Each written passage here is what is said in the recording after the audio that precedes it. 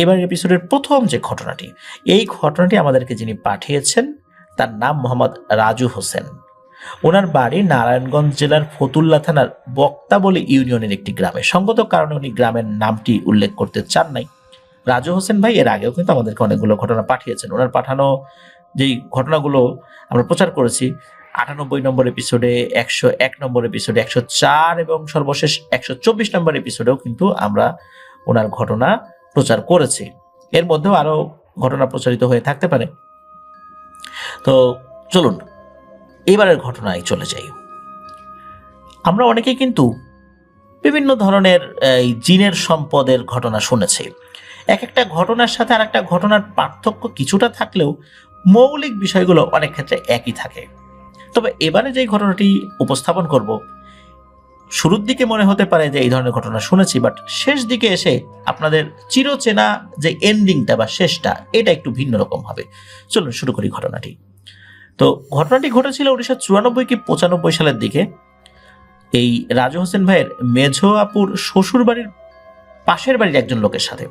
ওই লোকটির নাম উনি সংগ্রহ করতে পারেন নাই, এটা জানিয়েছেন আর কি। আর গ্রামের নামটি উনি বলেছেন, সঙ্গত কারণে গ্রামের নামটি প্রচারযোগ্য নয় বলে জানিয়েছেন। আমার সামনে যদিও নামটা রয়েছে, কিন্তু আমিও প্রচার করতে পারলাম না যেহেতু নিষেধ করেছেন। ওনার আপুর শ্বশুর বাড়ি গ্রামের মানুষ একটা সময় পুকুরে গোসল করতে খুব স্বাচ্ছন্দ্য বোধ করতেন, বিশেষ করে মহিলারা। কারণ ওই সময়ে এই সাবমার্সিবল পাম্পগুলো অ্যাভেলেবল না থাকার কারণে এই চাপকলের পানিতে গোসল করলে তাদের চুলে জট হয়ে যেত, মানে আঠা আঠা হয়ে যেত। তাছাড়া সারাদিন পরিশ্রম করে চাপকল থেকে পানি চেপে গোসল করাটা বেশ কষ্টদায়ক ব্যাপারও ছিল তাদের জন্য। তারা যে পুকুরগুলোতে গোসল করত সেই পুকুরগুলো এখনো বিদ্যমান রয়েছে। তো যাই হোক, ওনার মেঝো দুলাভাই দের বাড়ির পাশে ছিল পাশাপাশি দুইটা পুকুর। তো স্বাভাবিকভাবেই পুকুর পাড়ে জনবসতি ছিল না ওই সময়ের প্রেক্ষাপটে আর কি।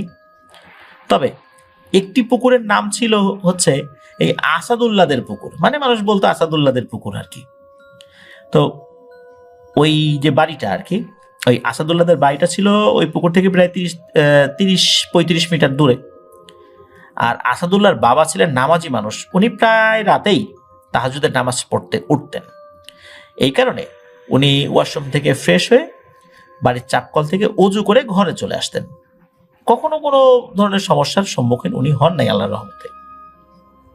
আর একটা কথা বলে রাখা ভালো যে এই আসাদুল্লাহদের যে ওয়াশরুম, এই ওয়াশরুমটা ছিল প্রায় পুকুরের কাছাকাছি, যেটা রাজু হোসেন ভাই নিজেও দেখেছেন আর কি, জানিয়েছেন আমাদেরকে। তো এইভাবেই চলছিল সময়, কোনো ধরনের সমস্যা ছাড়াই উনি প্রতিদিনের মতো ওনার অভ্যাসগত যেই ব্যাপারটা এটা উনি করেই যাচ্ছিলেন। তো একদিন হয় কি, এই আসাদুল্লাহর বাবা নামাজ পড়তে উঠে যখন প্রকৃতির ডাকে সাড়া দিতে ওয়াশরুমে গিয়েছেন, হঠাৎ করে বেশ জোরে সোরে ভূমিকম্পের মতো কম্পন অনুভূত হয় তার কাছে। উনি ভাবেন হয়তো বা ভূমিকম্প হচ্ছে, তাই উনি তড়িঘড়ি করে ফ্রেশ হয়ে অজু না করে ঘরে চলে আসেন। এসে দেখেন সবকিছু ঠিকঠাক আছে, হারিকেন জ্বালিয়ে সবকিছু চেক করেন, দেখেন যে না সব ঠিকঠাক আছে, বাড়ির কেউ ঘুম থেকে ওঠে নাই, ভূমিকম্প মনে করে যে উঠে যাবে তা কিন্তু না। তো উনি ওই রাত্রে তাহাজ্জুদের নামাজ না পড়েই ঘুমিয়ে পড়েন, ফজরের সময় আবার উঠেন আর কি, উঠে নামাজ পড়েছিলেন আর কি। তো পরের দিন আবার উনি তাহাজ্জুদের নামাজ পড়ার জন্য ওঠেন, উঠে প্রথমে ওয়াশরুমে গিয়েছিলেন। ওয়াশরুমে যখন ঢুকেছেন আগের দিনের মতো ওই সময় হঠাৎ করে কম্পন অনুভূত হয়। তবে এবার ওই কম্পনের সাথে অদ্ভুত ঝনঝনানির শব্দ শুনতে পাওয়া যায়। এবার আর উনি গত রাত্রের মতো ওয়াশরুম থেকে বের হন নাই, যতক্ষণ না পর্যন্ত ওই শব্দ আর কম্পন শেষ হয়। ওই রাত্রে উনি বুঝতে পারেন যে এটা স্বাভাবিক কিছু না। উনি একটু ভয় পেয়েছিলেন বই কি, যেহেতু একটা অস্বাভাবিক ব্যাপার উনি ফিল করলেন। উনি অজু না করে দ্রুত ঘরে চলে যান, ওই রাত্রের মতো উনি ঘুমিয়ে পড়েন। এর কয়েকদিন পর আসাদুল্লাহর বাবা যখন বাইরে যেতেন, তো সাথে ওই আসাদুল্লাহর মাকে নিয়ে যেতেন। বাইরে যেতেন বলতে উনি যখন রাত্রেবেলা আর কি, বা ভোরবেলাও তো না, তাহাজ্জুদের নামাজ উনি পড়তেন রাত 3টার দিকে। তো ওই সময় যখন উঠতেন তখন আসাদুল্লাহর মাকে উনি নিয়ে যেতেন। তো এইভাবে কেটে যাচ্ছে বেশ কয়েকটা দিন। এর মধ্যে কিন্তু ওই ধরনের কম্পন বা ঝনঝন শব্দ হয়নি। কিন্তু হঠাৎ করে এক রাত্রে ওই সমস্যাটা আবার হয়। তবে এবার কিন্তু ঘরের বাইরে থাকা অবস্থায় হয়নি, যখন ওনারা ঘরে চলে আসেন এর কিছুক্ষণ পরেই ওই ঝনঝন ঝনঝন শব্দ পাওয়া যেত, তবে এইবার আর ভূমিকম্পের মতো কম্পন হতো না। মনে হচ্ছিল কোনো কিছু গড়িয়ে গড়িয়ে এক জায়গা থেকে অন্য জায়গায় যাচ্ছে। তো ওই রাত্রে যখন হয়, ওই রাত্রে ওনারা এই জিনিসটা দেখতে যাওয়ার সাহস করেন নাই। পরের রাত্রে ওনারা যখনই আবার ঘরে ঢুকেছেন, ওই আসাদুল্লাহর বাবা অজু করে আবার ঘরে ঢুকেছেন, তার মাও ঢুকেছে ঘরের ভিতরে, এরপরও কিন্তু ওই শব্দটা ওনারা পেয়েছেন। এরপর ওনারা সিদ্ধান্ত নিলেন যে আসলে জিনিসটা কি, এটা একটু দেখি। তো যেই ভাবা সেই কাজ। পরের রাত্রে ওনারা যখন উঠেছেন, ওঠার পর ওই ঘরের ওই জায়গাতে চুপটি করে বসে আছেন, যে শব্দ যখন হয় তখন দেখবো যে এই শব্দটা আসলে কিসের। হাড়ি কিন্তু হাতে ছিলই। কিছুক্ষণ পরে আবার সেই শব্দ শুরু হয়, ঝনঝন ঝনঝন শব্দ। ওনারা দুইজন আস্তে আস্তে পা টিপে টিপে ওই শব্দের দিকে এগিয়ে গিয়েছেন। ওনারা বাইরে গিয়ে অদ্ভুত এক দৃশ্য দেখেন। তবে সাথে সাথে ওনারা ওই হারিকেনের আলোটা নিভিয়ে দিয়ে চুপ করে একটা গাছের আড়ালে দাঁড়িয়ে দেখছিলেন যে আসলে ব্যাপারটা কি। ওনারা দেখেন কয়েকটা বস্তু উজ্জ্বল আলো ছড়াচ্ছে আর গড়িয়ে গড়িয়ে তাদের পুকুর পাড় দিয়ে আর একটা যে পুকুর রয়েছে না, ওই দিকে চলে যাচ্ছে। ওই জিনিসগুলো আসলে কলস ছিল। কোথা থেকে এসেছে এটা অবশ্য ওনারা বুঝতে পারেন নাই। এই দৃশ্য দেখে ভয়ে ওনাদের শরীর তো বরফ হয়ে যাচ্ছিল। তবু ওনারা এক চুল পরিমাণ শব্দ করেন নাই বা নড়াচড়া করেন নাই, যতক্ষণ না পর্যন্ত ওই কলসগুলো পার্শ্ববর্তী পুকুরে গিয়ে গায়েব হয়ে যাচ্ছিল। কলসগুলো পার্শ্ববর্তী পুকুরে যাওয়ার পর ওগুলো যখন ভ্যানিশ হয়ে যায়, পুকুরের মধ্যে ডুবে যায়, তখন ওই দুইজন দ্রুত ঘরে চলে আসেন। ভয়ে দুইজন জড়সড় হয়ে ঘুমানোর চেষ্টা করেন, একটা পর্যায়ে ঘুমিয়ে যান। পরের দিন সকালবেলা গ্রামের বেশ কিছু মানুষের সাথে রাতের ওই ঘটনাটি শেয়ার করেন। অল্প সময়ের মধ্যেই গ্রামের মানুষজন জেনে যায় যে এই ঘটনা ঘটেছে। এখন ভয়ে সেই পুকুরে গোসল করা বা অন্যান্য কাজ করা তো মানুষজন বন্ধ করে দিয়েছে। আর ঘটনা শুরু মূলত এইখান থেকে। ওইখানে যে একটা লোক, ওই গ্রামের লোক ছিল, যার নাম বলতে আর কি ভুলে গেছেন আর কি, বা নামটা সংগ্রহ করা সম্ভব হয়নি, রাজু হোসেন ভাই যার কথা বলেছিল। তো এই লোকটা কিন্তু এটা শুনেছে। এই লোকটা কিন্তু বেশ সাহসী। তো এই কথা শোনার পর উনি তো বিশ্বাস করে না। আর গ্রামের মানুষের এই ধরনের গল্প এর আগেও বহু শোনা আছে।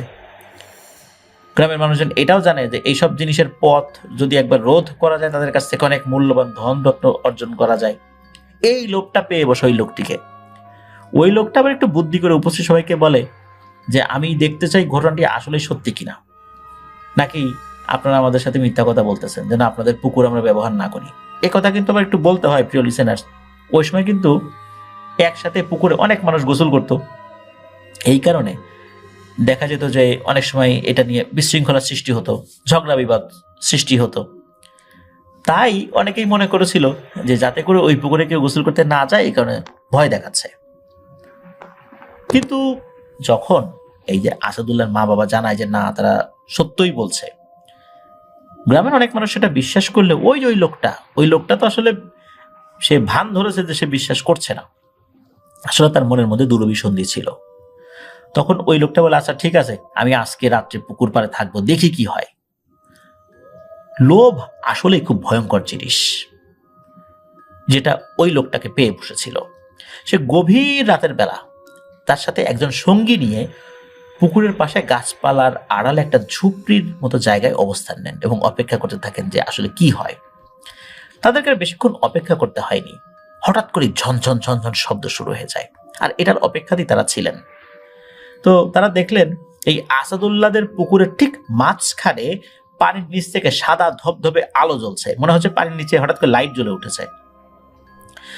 তার পরক্ষণে শো করে আবার পানি ভেদ করে সাদা একটা জিনিস বের হয়ে আসলো এবং পানির উপরে থেকেই পুকুরের চারপাশে প্রদক্ষিণ করলো, আবার পুকুরের মাঝখানে চলে গেল। এই দৃশ্য দেখে তার সাথে যে লোকটা ছিল সে সেখানেই অজ্ঞান হয়ে যায় এবং অজ্ঞান হয়ে তার গায়ের উপর হেলে পড়ে। উনি কিন্তু তখনও হাল ছাড়েন নাই। উনি কিন্তু ওনার মতো করে চুপচাপ সবকিছু দেখতে থাকে। ওই সাদা বস্তুটা যখন পুকুরের মাঝখানে অবস্থান করছিল, ঠিক তখনই ওই রকম দেখতে আরো প্রায় 6টা বস্তু পানির উপরে উঠে আসে এবং আস্তে আস্তে এইটা আসাদুল্লাহদের বাড়ির পাশ দিয়ে পাড়ে উঠে আসে। পারে উঠেই খুব দ্রুত বেগে প্রচন্ড কম্পন সৃষ্টি করে ঝনঝন শব্দে চলতে থাকে। বস্তুগুলো যখন তার কাছ দিয়ে অতিক্রম করে পার্শ্ববর্তী পুকুরে যাচ্ছিল, তখন সে স্পষ্ট দেখতে পায় ওই বস্তুগুলো সোনার কলস আর কলস ভর্তি ধনরত্ন। ওই কলসগুলো যখন পাশের পুকুরে চলে যায় এবং কোনো আর আলো দেখা যায় না, তখন সে তার সঙ্গীকে কাঁধে করে বাড়িতে চলে আসে এবং পরের দিন সে একা যাওয়ার সিদ্ধান্ত নেয়। তবে লোকজন যখন তাকে জিজ্ঞেস করে যে সে রাত্রে কিছু দেখেছে কিনা, সে বলে না, আমি কিছু দেখি নাই, আবার যাবো আজকে রাত্রে, এটা বলেছিল আর কি। তো সেই ভাবনা চিন্তা থেকেই পরের রাত্রে নির্ধারিত স্থানে গিয়ে সে অপেক্ষা করতে থাকে। এবার কিন্তু সে একা একা গিয়েছে, সে অপেক্ষা করছে। ঠিক গত রাতের মতো আবার সেই কলসগুলো পুকুর থেকে ওঠে। যখন তার পাশ দিয়ে ওগুলো গত রাতের মতো অতিক্রম করছিল, ঠিক সে সময় সর্বশেষ যে কলসটি, এইটাকে সে খপ করে সজোরে ধরে ফেলেছে। ওই কলসটি নাকি ছুটে যাওয়ার জন্য খুব চেষ্টা করতে থাকে, কিন্তু লোকটা তার সমস্ত শক্তি দিয়ে কলসটাকে আটকে রাখতে সক্ষম হন। কিন্তু আশ্চর্যের বিষয় হলো, কলসটিকে আটকানোর সময় এটার ভেতরে কোনো ধনরত্ন উনি দেখতে পেলেন না।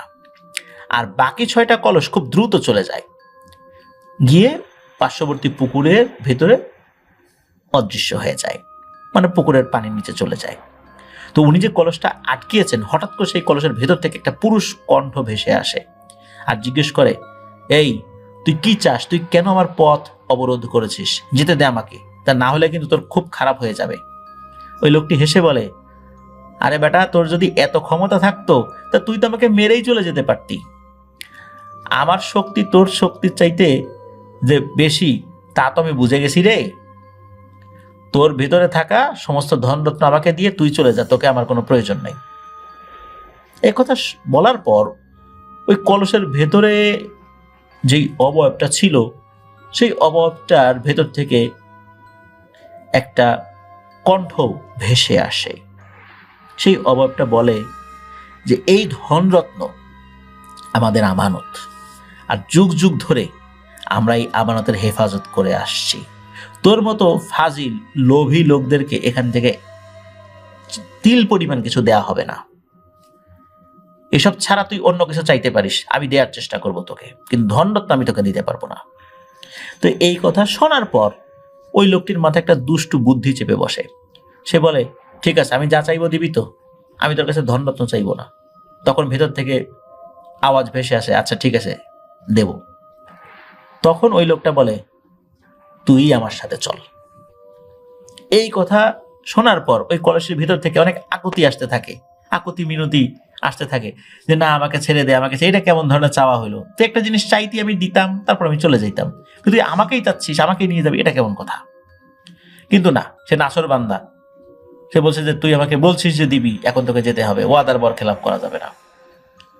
আর ওই জিনিসটাও যেতে চাচ্ছে না, ওই জিনিসটা ছুটে চলে যাওয়ার চেষ্টা করছে, কিন্তু কোনোভাবে পারছে না।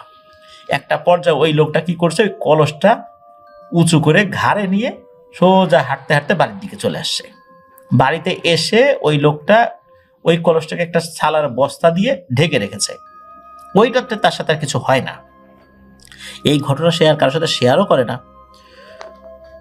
ওই রাত্রে সে স্বপ্ন দেখে যে কেউ তাকে বলছে, তুই যে কলসটা নিয়ে আসলি, তুই তো এটা বিক্রি করতে পারবি না, অন্য কোনো কাজেও লাগাতে পারবি না। তুই যেহেতু এটা নিয়েই আসছিস, আমি তোকে কিছুটা সাহায্য করব, তুই যদি আমার কথা মতো চলিস। মনে রাখিস, তুই যদি আমার কথা মতো না চলিস, তাহলে কিন্তু তুই এটাকে আর ধরে রাখতে পারবি না। লোকটা স্বপ্নের মধ্যেই রাজি হয়ে যায়। তখন নাকি ওই অবয়বটা বলে, তুই কখনোই এই কলসের ভিতরে থাকা ধনরত্ন চাইতে পারবি না। যা তুই কলস ধরে রাখার সময় দেখেছিস যে এর ভিতরে কিছু নাই, তুই এটাই দেখবি সব সময়। আর আমি যা বলবো তুই সেইভাবে কাজ করবি, তাহলে আমি তোকে সাহায্য করব। আর তুই যদি আমার কথা মতো কাজ না করিস, তাহলে আমি অদৃশ্য হয়ে আমার স্থানে চলে যাব, তোর সাথে আমার বন্ধনটা ছিন্ন হয়ে যাবে। লোকটা রাজি হয় আর জিজ্ঞেস করে কি করতে হবে। তখন ওই অভাবটা বলে, কাল সকালে ঘুম থেকে উঠে বিসমিল্লাহ বলে কলসের ভিতরে হাত দিবি। কলসে অনেকগুলো টাকা থাকবে, সেই টাকাগুলো নিয়ে বাজারে যাবি। বাজার থেকে এক দামে 7টা কালো রঙের গরু কিনে এনে গ্রামের সবাইকে খাওয়াবি, কিন্তু খবরদার গরু কেনার সময় কোনো দামাদামি করতে পারবি না। পরের দিন সকালবেলা ঘুম থেকে উঠে যখন সে কলসের ভিতরে বিসমিল্লাহ বলে হাত দেয়, ভিতরে আসলেই অনেকগুলো টাকার বান্ডিল সে পায়। তার ভাষ্য মতে 5 লক্ষ টাকা ছিল সেখানে। তো 94-95 সালের দিকে 5 লক্ষ টাকা মানে কিন্তু অনেক টাকা। তো টাকা পেয়ে সে তো মহা খুশি, বাজারে গিয়েছে গরু কিনতে। আর ওখানে গিয়েই সে ভুল করে বসে। তার একটা স্বভাব ছিল সবকিছু দামাদামি করে যাচাই বাছাই করে কেনা। এটা একটা ভালো স্বভাব, কিন্তু এটা তো নিষেধ ছিল এইটার প্রেক্ষাপটে। সে ওখানে গিয়ে গরুর দামাদামি করেছে। এখন গরুর বাজারে যেটা হয় আর কি, বা খাসির বাজারে দাম তো একটু বেশি চায়। তো যখন দাম চেয়েছে উনি এবার বলছে, এই বেটা এত দাম নাকি এটার, ঠিক করে দাম চাও। তো উনি এভাবেই মূলত 7টা গরু কিনেছেন, কালো গরু কিনে এনে পুরো গ্রামবাসীকে দাওয়াত করে খাইয়েছেন। উনি কি করেছেন আসলে সরাসরি দামাদামি ওইভাবে করেন নাই। কেউ বলেছে এটার দাম 20,000 টাকা, তো উনি বলছে ঠিক করে দাম চাও। বলছে যে ঠিক আছে যান 15,000 টাকা দেন, আচ্ছা দাও। উনি কিন্তু বলেন নাই যে 20,000 টাকা না 15,000 টাকা। উনি এই কৌশল অবলম্বন করছেন, কিন্তু এটাও তো এক ধরনের দামাদামি, এটাও তো একটা কৌশল অবলম্বন করা। উনি কিন্তু এই ভুলটা করেছিলেন, উনি বেশি চালাকি করতে গিয়েছিলেন। তো যাই হোক, ওই রাত্রে উনি যখন ঘুমিয়েছেন স্বপ্নে ওই অবয়বটা আবারও আসে, এসে বলে, তোর সাথে আমার বন্ধনই কিন্তু ছিন্ন হয়ে গেছে, তুই দামাদামি করেছিস আর তুই আমাকে আর রাখতে পারলি না। এটা বলেই ওই অবয়বটা একটা অট্ট হাসি দেয়। ওই অবয়বটার চেহারা উনি ভালো করে বুঝতে পারেন নাই, একটা কালো মেঘের মতো একটা অবয়ব এরকম একটা দেখছিলেন আর কি স্বপ্নের মধ্যে। তো উনি যখন ঘুম থেকে উঠেছেন, উঠে তড়িঘড়ি করে কলস যেখানে রাখা ছিল সেখানে যান, গিয়ে দেখতে পান যে ওই কলসটা উধাও হয়ে গেছে। লোকটি ওই কলসের লোভে আবারও বেশ কয়েক রাতে ওই পুকুর পাড়ে অবস্থান করেন, কিন্তু এই ঘটনার পর থেকে আজ অবধি কেউ ওই কলসের দেখা পায়নি। প্রিয় লিসেনার্স, এখানে ঘটনাটির বিশেষত্ব কি সেটা হচ্ছে যে এই যে একটা কাজ উনি ঘটনা, এই ধরনের ঘটনার ক্ষেত্রে আমরা কি দেখি, যে যিনি এই ধরনের ঘটনা ঘটিয়েছে, কেউ লাঠি দিয়ে আঘাত করেছে কলসে বা এই ধরনের কিছু করেছে, তার বংশ নির্বংশ হয়ে গেছে, অনেক বড় ক্ষতি হয়েছে। কিন্তু অদ্ভুত ব্যাপার হলো এই লোকটা যে এত কিছু করলো, এই লোকটার কিছুই হয় নাই, একদম স্বাভাবিকভাবে উনি জীবনযাপন করেছেন, কোনো ধরনের কোনো সমস্যা হয়নি।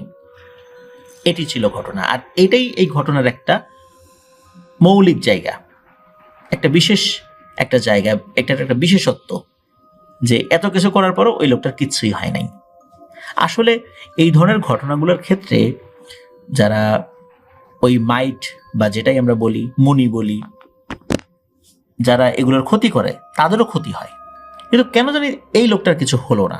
হতে পারে যে ওই মুনি বা মাইটগুলোর দায়িত্বে যারা ছিলেন তারা অত্যন্ত ভালো ছিলেন, তারা অনেক বিনয়ী ছিলেন, প্রতিহিংসা পরায়ণ ছিলেন না, এই কারণে হয়নি। অথবা তারা এমন কোনো জটিলতায় আটকে গিয়েছিলেন যার কারণে তাকে ক্ষতি করতে পারেনি, অনেক কিছুই হতে পারে। কিন্তু কেন তার আর কোনো কিছু হলো না, এটা একটা রহস্য। ধন্যবাদ জানাচ্ছি রাজু হোসেন ভাইকে দারুণ একটি ঘটনা আমাদের সাথে শেয়ার করার জন্য। প্রিয় লিসেনার্স, চলুন আমরা চলে যাব আমাদের এবারের এপিসোডের পরবর্তী আরো একটি নতুন ঘটনায়। ওয়ালাইকুম, আমি রায়হান। ভৌতিকতার 210তম এপিসোডে আপনাদের সবাইকে স্বাগতম। ঘটনা বলার আগে কিছু কথা বলতে চাই। ভৌতিকতার পরিবারের একজন সদস্য হতে পারে আমি সবসময় বেশ খুশি। সেই খুশি বাড়িয়ে দিয়েছে আমাদের নতুন আয়োজন মায়া। মায়া প্রেজেন্টেড বাই ভৌতিকতা আপনাদের সামনে আসছে এক নতুন অভিজ্ঞতা নিয়ে, যেখানে সর্বপ্রথম এপিসোড থাকবে আমাদের সবার প্রিয় জাহিদ ভাইয়ের কানা শয়তান। আপনাদের মতো আমিও অপেক্ষায় আছি শ্রোতা হিসেবে কানা শয়তান শোনার জন্য। বেশ কিছু এপিসোড যাবৎ আপনারা ইব্রাহিম হুজুরের ঘটনা শুনেছেন। হুজুর আজকে আমাদের একটা বড় ঘটনা শেয়ার করেছেন। এই ঘটনা সংগ্রহ করতে বেশ একটা বেগ পেতে হয়নি, কারণ হুজুর এই ঘটনা বলার ক্ষেত্রে বেশ সতর্ক ছিলেন। ফ্রি সময় হুজুরকে ফোন দিলেই 10 মিনিটের ঘটনা বলতো, যা আমি লিখে রাখতাম। তাছাড়া একটি অতিরিক্ত বড় হয় ঘটনাটি আমি বেশ চিন্তিত ছিলাম কিভাবে শেয়ার করব। শ্রোতা হিসাবে একটি ঘটনার একটি এপিসোড আমার কাছে খুব ভাল লাগতো। আপনাদের সময় আর নষ্ট না করে আমি সরাসরি ইব্রাহিমের ঘটনায় যেতে চাই। তবে ঘটনা শুরু করার আগে হুজুর কিছু কথা আমাদের সবার উদ্দেশ্যে বলেছেন। জীবন বড়ই আজীব একটা জিনিস। পরবর্তী নিঃশ্বাস আমি নিতে পারবো কিনা সেটার কোনো নিশ্চয়তা আমার নেই। আমার এই ঘটনা আমাকে জীবিত থাকতে প্রচার করতে হবে, প্রচার হবে, প্রচারের সময় মরহুম ইব্রাহিম বলতে হবে কিনা আমি জানি না। কিন্তু এইটা জানি আমাকে মরতে হবে। কিছু মানুষ ভুলে গেছে এই দুনিয়াতে তারা নিতান্তই একজন মেহমান। প্রত্যেকটা কর্মের হিসাব হবে, প্রত্যেকটা কথার হিসাব হবে। আমরা কেউ সেই হিসাবের ঊর্ধ্বে নই। দুনিয়ার জীবনে অহরহ যুক্তি দেখাতে আপনি পারদর্শী। প্রয়োজনে সামনের মানুষটাকে গালি দিচ্ছেন, কিন্তু হাসরের সেই ময়দানকে যুক্তিতর্ক করতে পারবেন আপনি? পারবেন না। তখন আপনার আশপাশ থেকে একটা শব্দ ভেসে আসবে, ইয়া নাফসি, ইয়া নাফসি। আর আপনার মুখে একটাই শব্দ থাকবে, মাফিকিন, মাফিকিন। মাফ চাওয়া ছাড়া কোনো কিছুই করতে পারবেন না। মাফ করার ক্ষমতা একমাত্র আল্লাহ তাআলার। তাই মাফ সময় মতো চেয়ে নিন। ইচ্ছা অনিচ্ছায় মানুষকে যে কষ্ট দিয়েছেন সেই কাজের জন্য সময় থাকতে মাফ চেয়ে নিন। হয়তো কাল মাফ চাওয়ার জন্য আপনি থাকবেন না, তখন মাফ চাইবে আপনার ছেলে, ভাই, বাবা। আপনার লাশ সামনে রেখে সকলের উদ্দেশ্যে বলবে সে কোনো ভুল করে থাকলে তাকে ক্ষমা করে দিবেন। ভাবুন আপনি একটাবার কতটা অসহায় আপনি। তাই সময় থাকতে নিজের ভুলগুলোকে শুধরে নিন। তা না হলে সেই সাদা কাপড় পেঁচানো অবস্থায় আপনি যখন শুনবেন কেউ আপনার জন্য মাপ চাচ্ছে, তখন সেই অনুশোচনা আপনাকে হয়তো কবরের বারজাকের জীবনটা একটু বেশি কঠিন করে তুলবে। লিজাদের বাড়ি থেকে নুরি আমাকে নিয়ে আসার পর আমাকে মাদ্রাসায় পৌঁছে দিয়ে চলে যায়। আমি মাদ্রাসার ভেতরে ঢুকেই চুপচাপ নিজের রুমে চলে যাই। মাদ্রাসার আমির সাহেব আমাকে অবস্থা দেখে বুঝতে পারে আমি স্বাভাবিক অবস্থায় নাই। তাই তিনি আমাকে আর ডিস্টার্ব না করে মিনহাজকে ডেকে পাঠায়। মিনহাজকে বলে, ইব্রাহিম তোমাকে সন্তানের মতো ভালোবাসে, তাই তোমার উচিত এখন ইব্রাহিমকে একজন সন্তানের মতো সাপোর্ট দেওয়া। আমি রুমের জানালার বাইরের সামনে দাঁড়িয়ে আছি। কেন জানি ইয়াসিনের কথা ভাবার আগেই আমার লিজাদের বাড়ির কথা মনে পড়ল। এত সহজে কিভাবে সমাধান হয়ে গেল? লিজাদের বাড়ির একটা কথা আমি বলিনি। যখন আমি নুহাকে তার ঘরে আহিল আর আকিলকে দিয়ে আটকে ফেলি আর অন্যদিকে নুহার নানিকে বৃত্তের ভেতর বন্দি করি, তখন আমি আর নুরি দেখতে পারি সেখানে তারেক সাহেব ও আসিয়ার পেছনে দুজন দাঁড়িয়ে আছে, আর তাদের পেছনে উল্টো হয়ে ঝুলছে ইয়াসিন। তাই নুহা আর তার নানির কাজ শেষ হওয়ার পর নুরি সেখানে এক মুহূর্ত আমাকে দাঁড়াতে দেয়নি। ইয়াসিন বাদে যে দুজন ছিল তাদের দুজনকে আমি খুব ভালো মতো চিনি। একজন ছিল নুতবা আর অপরজন ছিল সাজার। কিন্তু আমার মাথায় এটা ঢুকছে না যে সাজার অথবা নুতবা একসাথে কিভাবে। তাহলে কি ইয়াসিনের এই অবস্থার জন্য সাজারই মূল হোতা? কি হচ্ছে এখানে? সাজার কেন এখানে? আর এদিকে লিজাদের বাসার কথা বারবার মনে হচ্ছিল কোথাও কোনো ভুল আমি করছি। কিন্তু কি এত সহজে সব শেষ হলো, নাকি সবকিছুই ছিল দেখানো? যদি সবকিছু দেখানো হয়ে থাকে অথবা সবকিছু শেষ হয়ে থাকে, তাহলে এত সহজে কিভাবে শেষ হলো? আর যদি সবকিছু দেখানো হয়, তাহলে নুরি সে কি কিছুই বুঝলো না? এসব কিছু ভাবতে ভাবতে কখন যে ঘুমিয়ে পড়েছি জানি না। পরের দিন সকালে মিনহাজ আমার কাছে আসে। রুমে ঢুকেই আমাকে জিজ্ঞাসা করে, হুজুর ইয়াসিনের কি হলো, এমন কেন করছে? আমি তাকে শান্ত থাকতে বলে জানালার ধারে গিয়ে বসলাম। কেন জানি মনে হচ্ছে পেছন থেকে একটা বড় ধাক্কা আমার জন্য অপেক্ষা করছে। নিজেকে শক্ত করে বের হয়ে পড়লাম। ইয়াসিনের জন্য কোনো কিছুতেই আমার মন বসছে না। এমন সময় নুরি পিছনে এসে দাঁড়ায়। আমি পেছনে ঘুরে নুরির দিকে চোখের পানি ফেলে দিই। এমন সময় নুরি আমাকে বলে, ইব্রাহিম, সময় এখন চোখের পানি ফেলার নয়, সময় এখন সামনে কি করতে হবে তা ভাবার। এমন সময় আমার রুমে না বলেই প্রবেশ করে মিনহাজ। ব্যাপারটা আমরা খুব রাগ হলেও আমি চুপ করে থাকি। মিনহাজ বুঝতে পারে হঠাৎ করে অনুমতি না নিয়ে প্রবেশ করে আমি বিরক্ত বোধ করছি। আমি মিনহাজকে জিজ্ঞেস করি, কি হয়েছে? উত্তর দেয়, হুজুর, বাইরে একজন দাঁড়িয়ে আছে, আপনার সাথে কথা বলবেন। আমি উত্তরে জানাই, এই মুহূর্তে আমি কারো কোনো সাহায্য করার মতো অবস্থায় নেই। বলে দাও আমি কিছুই করতে পারবো না। আমি এক অধম, আমার জন্য ইয়াসিন বিপদে, আমি কোনো কিছুর উসিলা হতে পারি না। আমার এমন পরিস্থিতি দেখে মিনহাজ অনেকটা বিচলিত হয়ে পড়ে। আমাকে সাহস করে কিছু বলতে পারছিল না। একটা সময় নুরি আমার পাশে এসে বসে। আমার বলে, ইব্রাহিম, মানুষের জীবনে অনেক কিছুই হয়, আবার সেই সময়গুলো একটা সহজ সমাধানের মাধ্যমে শেষ হয়ে যায়। তুমি একজন মুমিন বান্দা, তুমি কেন এত বিচলিত হচ্ছ? আমি প্রতি উত্তরে রাগ দেখিয়ে বলি, বিচলিত হব না কেন? তুমি কাল দেখো নাই নুতবার সাথে কি হলো? কে ছিল? সাজার। ওবায়দের সেই ঘটনার পেছনে যার হাত রয়েছে সেই সাজার, যার জন্য আমি আজ সব ছাড়া সেই সাজার। তুমি কি সহজে এত ভুলে গেছো সাজারকে? নুরি বলে, ইব্রাহিম আমি কিছুই ভুলিনি, আর ভুলিনি বলেই কাল তোমাকে সেখান থেকে আমি নিয়ে এসেছি। আর কাকে তুমি নুদবা বলছো? সাজার সাথে দাঁড়িয়ে ছিল ওর ছেলে তাবিথা। তাবিথা? আরে কি বলছো তুমি? ও তো নুদবা। আর ওর এই পরিচয় তো আমাকে ইয়াসিন দিয়েছে।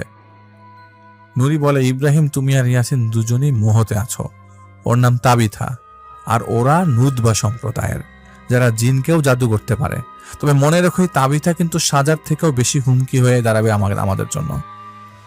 এদিকে বাইরে দাঁড়িয়ে থাকা ভদ্রলোক এখনো দাঁড়িয়ে আছে, যা আমি সম্পূর্ণ ভুলে গেছিলাম। মিনহাজ আবারও রুমে ঢোকার জন্য গেট নক করে। আমি ভেতরে আসার অনুমতি দিলে এই মিনহাজ এসে বলে, তাহলে কি আমি সেই ভদ্রলোকে চলে যেতে বলবো? আমি মিনহাজের দিকে তাকিয়ে না দিকেই বলে যে ওনাকে চলে যেতে বলো, আমি কিছু করতে পারবো না। আমার কথা শুনে নুরি বলল, ইব্রাহিম ঘরের দরজা যে আসে তাকে ফিরিয়ে দিও না, মনকে শান্ত করো।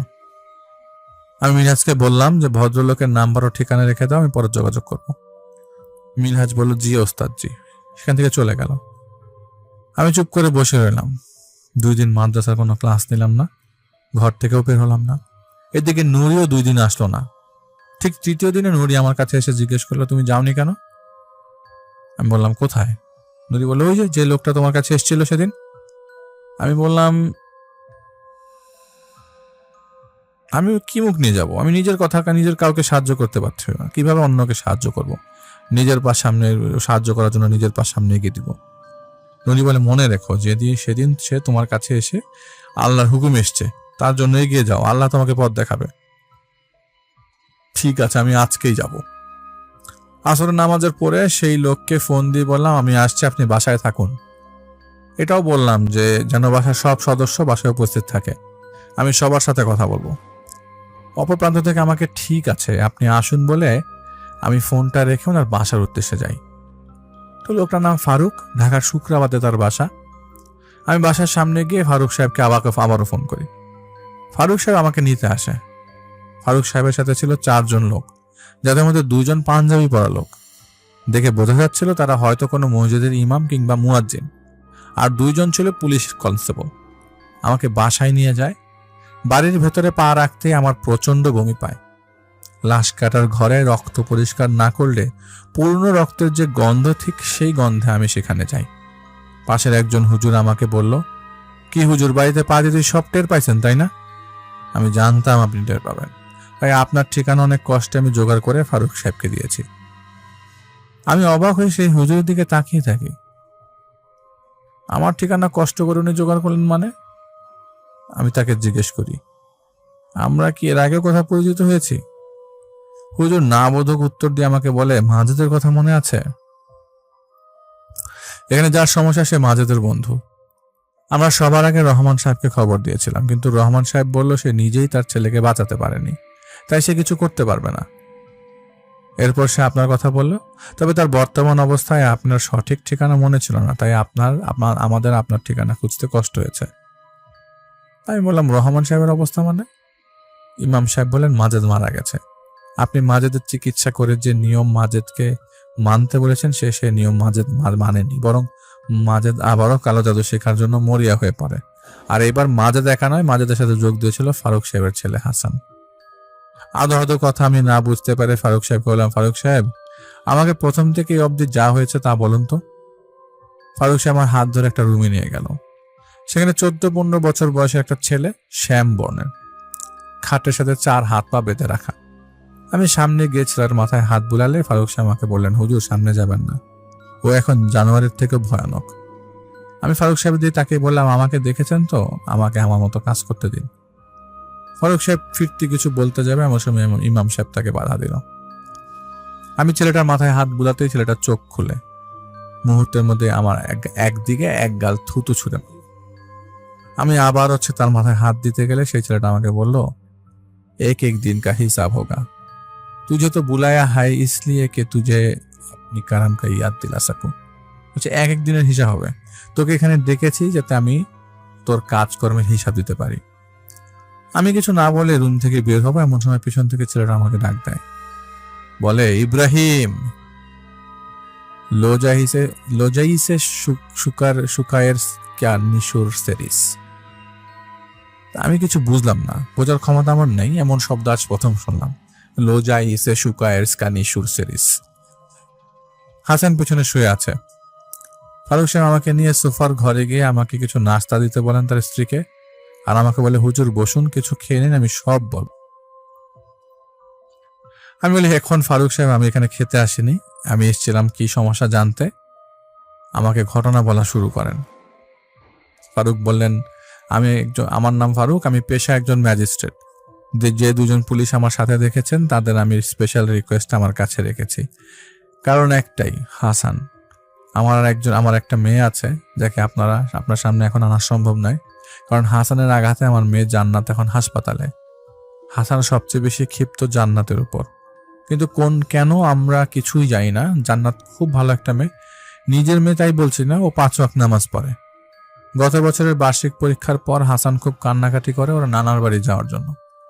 আমি ওর মায়ের কথায় রাজি হয়ে হাসানকে ওর মামার সাথে ওর নানার বাড়িতে পাঠিয়ে দিই। সেখানে হাসান বেশ কয়েকদিন থাকে। সেখানে ওর একজন বন্ধু হয়, ওর নাম মাজেদ।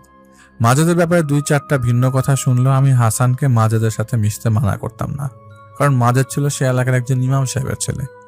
প্রায় সময় আমি হাসানের খবর নিতে ওর নানার কিংবা ওর মামার কাছে ফোন করলে শুনতাম হাসান তার বন্ধু মাজেদের সাথে বাইরে গেছে। তবে নিজের বলে কথা আমি সম্পূর্ণ বিশ্বাস করতাম না মাজেদকে, তাই সেখানকার জেলা প্রশাসকের কাছে পার্সোনালি ফোন দিয়ে আমি একজন সাদা পোশাকধারী পুলিশকে নিয়োজিত করি মাজেদের পেছনে। সে পুলিশ আমাকে জানায় দিনের বেলা তারা দুজন প্রায় সময় সেই এলাকার পাশের এলাকায় একটা মন্দিরে খেলা করত, আর রাতে তারা দুজন সেখানে কিছু মন্ত্র পাঠ করতো আর আগুন জ্বেলে কিসের পূজা করত। আমি না এসব একবারই পছন্দ করতাম না। আমার কথা হলো যার যার ধর্ম তার কাছে। আমি এইসব শুনে 3 দিনে ছুটে নিয়ে হাসানের নানার বাড়ি যাই। তবে আমার যাওয়ার ব্যাপারে আমি হাসানকে কিছুই জানাই না। আমি সেখানকার একটা সরকারি কোয়ার্টারে উঠি, পুলিশকে বলি রাতে হাসান ও তার বন্ধু মন্দিরে যাবে, আমাকে যাতে জানায়, আমি সেখানে যাব। রাতের 1টার দিকে আমার মোবাইলে একটা ফোন আসে। আমি সেই পুলিশের ফোন পেয়ে সাথে সাথে একজন কনস্টেবল নিয়ে বেরিয়ে যাই সেই মন্দিরের উদ্দেশ্যে। সেখানে গিয়ে আমি দেখি আমার ছেলে হাসান পায়ে নুপুর দিয়ে নাচছে, আর ওর বন্ধু মাজেদ পাশে বসে পূজা করছে। এই ফাইজলামিগুলো আমি বেশিক্ষণ দেখি না, সরাসরি আমি সেই মন্দিরে গিয়ে হাসানকে কষে একটা থাপ্পড় দিয়ে সেখান থেকে বাসায় নিয়ে আসি। আসার পথে আমি ওর নানাকে সবকিছু বলি। এরপর জানতে পারি সেখানে হাসানের সাথে ছেলেটা মাজেদ একদিন আত্মহত্যা করে। ঘটনা সেখান থেকে আরো খারাপ হতে শুরু করে। আমি সেই ছেলের মৃত্যুর খবর হাসানকে দেই না, কিন্তু আজ থেকে 1 মাস আগে হাসান আমার কাছে সরাসরি বলে, ফারুক একটা তো গেছে, আরো 5টা আছে, তুই কিছুই ছিলি না, এখন থেকে তুই হবি পেয়াদা, তোকে দিয়ে আমি সব করাবো। হাসানের এমন ব্যবহার দেখে আমি খুব রেগে যাই। সাথে সাথে কোমরের বেল্ট খুলে আমি হাসানকে অনেক মারি। কিন্তু অবাক করার বিষয় হচ্ছে প্রতিটি মারে হাসান মজা পাচ্ছিল। আমি নিজ থেকে একটা সময় হয়রান হয়ে ওকে মারা থামিয়ে দিই। তার 2 দিন পর আমি একটা কাজে বাসার বাইরে গিয়েছিলাম। সেখান থেকে ফিরতে আমার রাত হয়ে যায়। আমি আনুমানিক রাত 12টা 30-এ বাসায় ঢুকছি। হঠাৎ মনে হলো আমার বাসার সামনের রাস্তাটা কেমন পরিবর্তন হয়ে গেছে। মনে হচ্ছিল এই রাস্তা আমার বাসার না। আমি ড্রাইভারকে কিছু জিজ্ঞেস করার আগেই ও দরজা লাগিয়ে গাড়ি ঘুরিয়ে ফেলল। আমি আর পেছন থেকে ওকে ডাকি না। হাতের ব্যাগটা কাঁধে দিয়ে বাসার সামনে যেতেই দেখি কেউ একজন পুরো গেটটা খুলল। সামনে 2জন লোক, কালো কাপড় পরা, আর তাদের কাঁধে কিছু একটা নিয়ে বের হচ্ছে। একটু বের হতে আমি যে দেখি 2জনের কাঁধে লাশের খাটিয়া। পলকে দেখি সেখানে 2জন না, পেছন থেকে আরো 2জন সেই লাশের খাটিয়াটা ধরে রেখেছে। পেছনে 2জন আবার লাশের খাটিয়া কাঁধে নিয়ে শীষ বাজাতে বাজাতে সেখান থেকে বের হয়ে আসছে। আমার প্রচন্ড বিরক্ত লাগে। আমি সহ্য করতে না পেরে বলে উঠি, কাঁধে লাশ নিয়ে শীষ বাজাচ্ছিস কেন? সম্মান দিয়ে নিয়ে যা মুদ্রাকে। সম্মান দিতে না পারেন তো লাশের খাট ধরবেন না। সামনে থেকে উত্তর আসে, নিজের কাজ কর। তাদের এমন ব্যবহার দেখে আমি আসলে কিছু বলি না। মনে মনে বেয়াদব বলে আমি সেখান থেকে সরে যেতে নিচ্ছি। এমন সময় আমাকে একজন পেছন থেকে বলে, কিছু কথা বলার আগে ভাবতে হয়। লাশের খাটিয়াতে শুইতে বেশিক্ষণ লাগে না। লাশ কিন্তু মনে মনে কথা বলতে পারে না, তবে লাশের জিহ্বা টেনে ছিঁড়তে অনেক মজা, দেখবি নাকি? এসব বলে ওরা সেখান থেকে চলে যায়। একটু ভীত অবস্থায় বাসার ভেতরে ঢুকে যাই। বাসায় এসে দেখি হাসান ওর রুমে বসে আছে। আমি ওকে জাগনা দেখে জিজ্ঞেস করি, এত রাতে তুমি ঘুমাও নাই কেন? হাসান একটা মুচকি হাসি দিয়ে বলে, লাশ দিয়ে খেলছিলাম। তখন ও আবার ওর কথা শুনে আমার মনে পড়লো, আসলেই তো বাসা থেকে হঠাৎ কার লাশ বের হলো। কারো তো কান্নাকাটি শুনি না।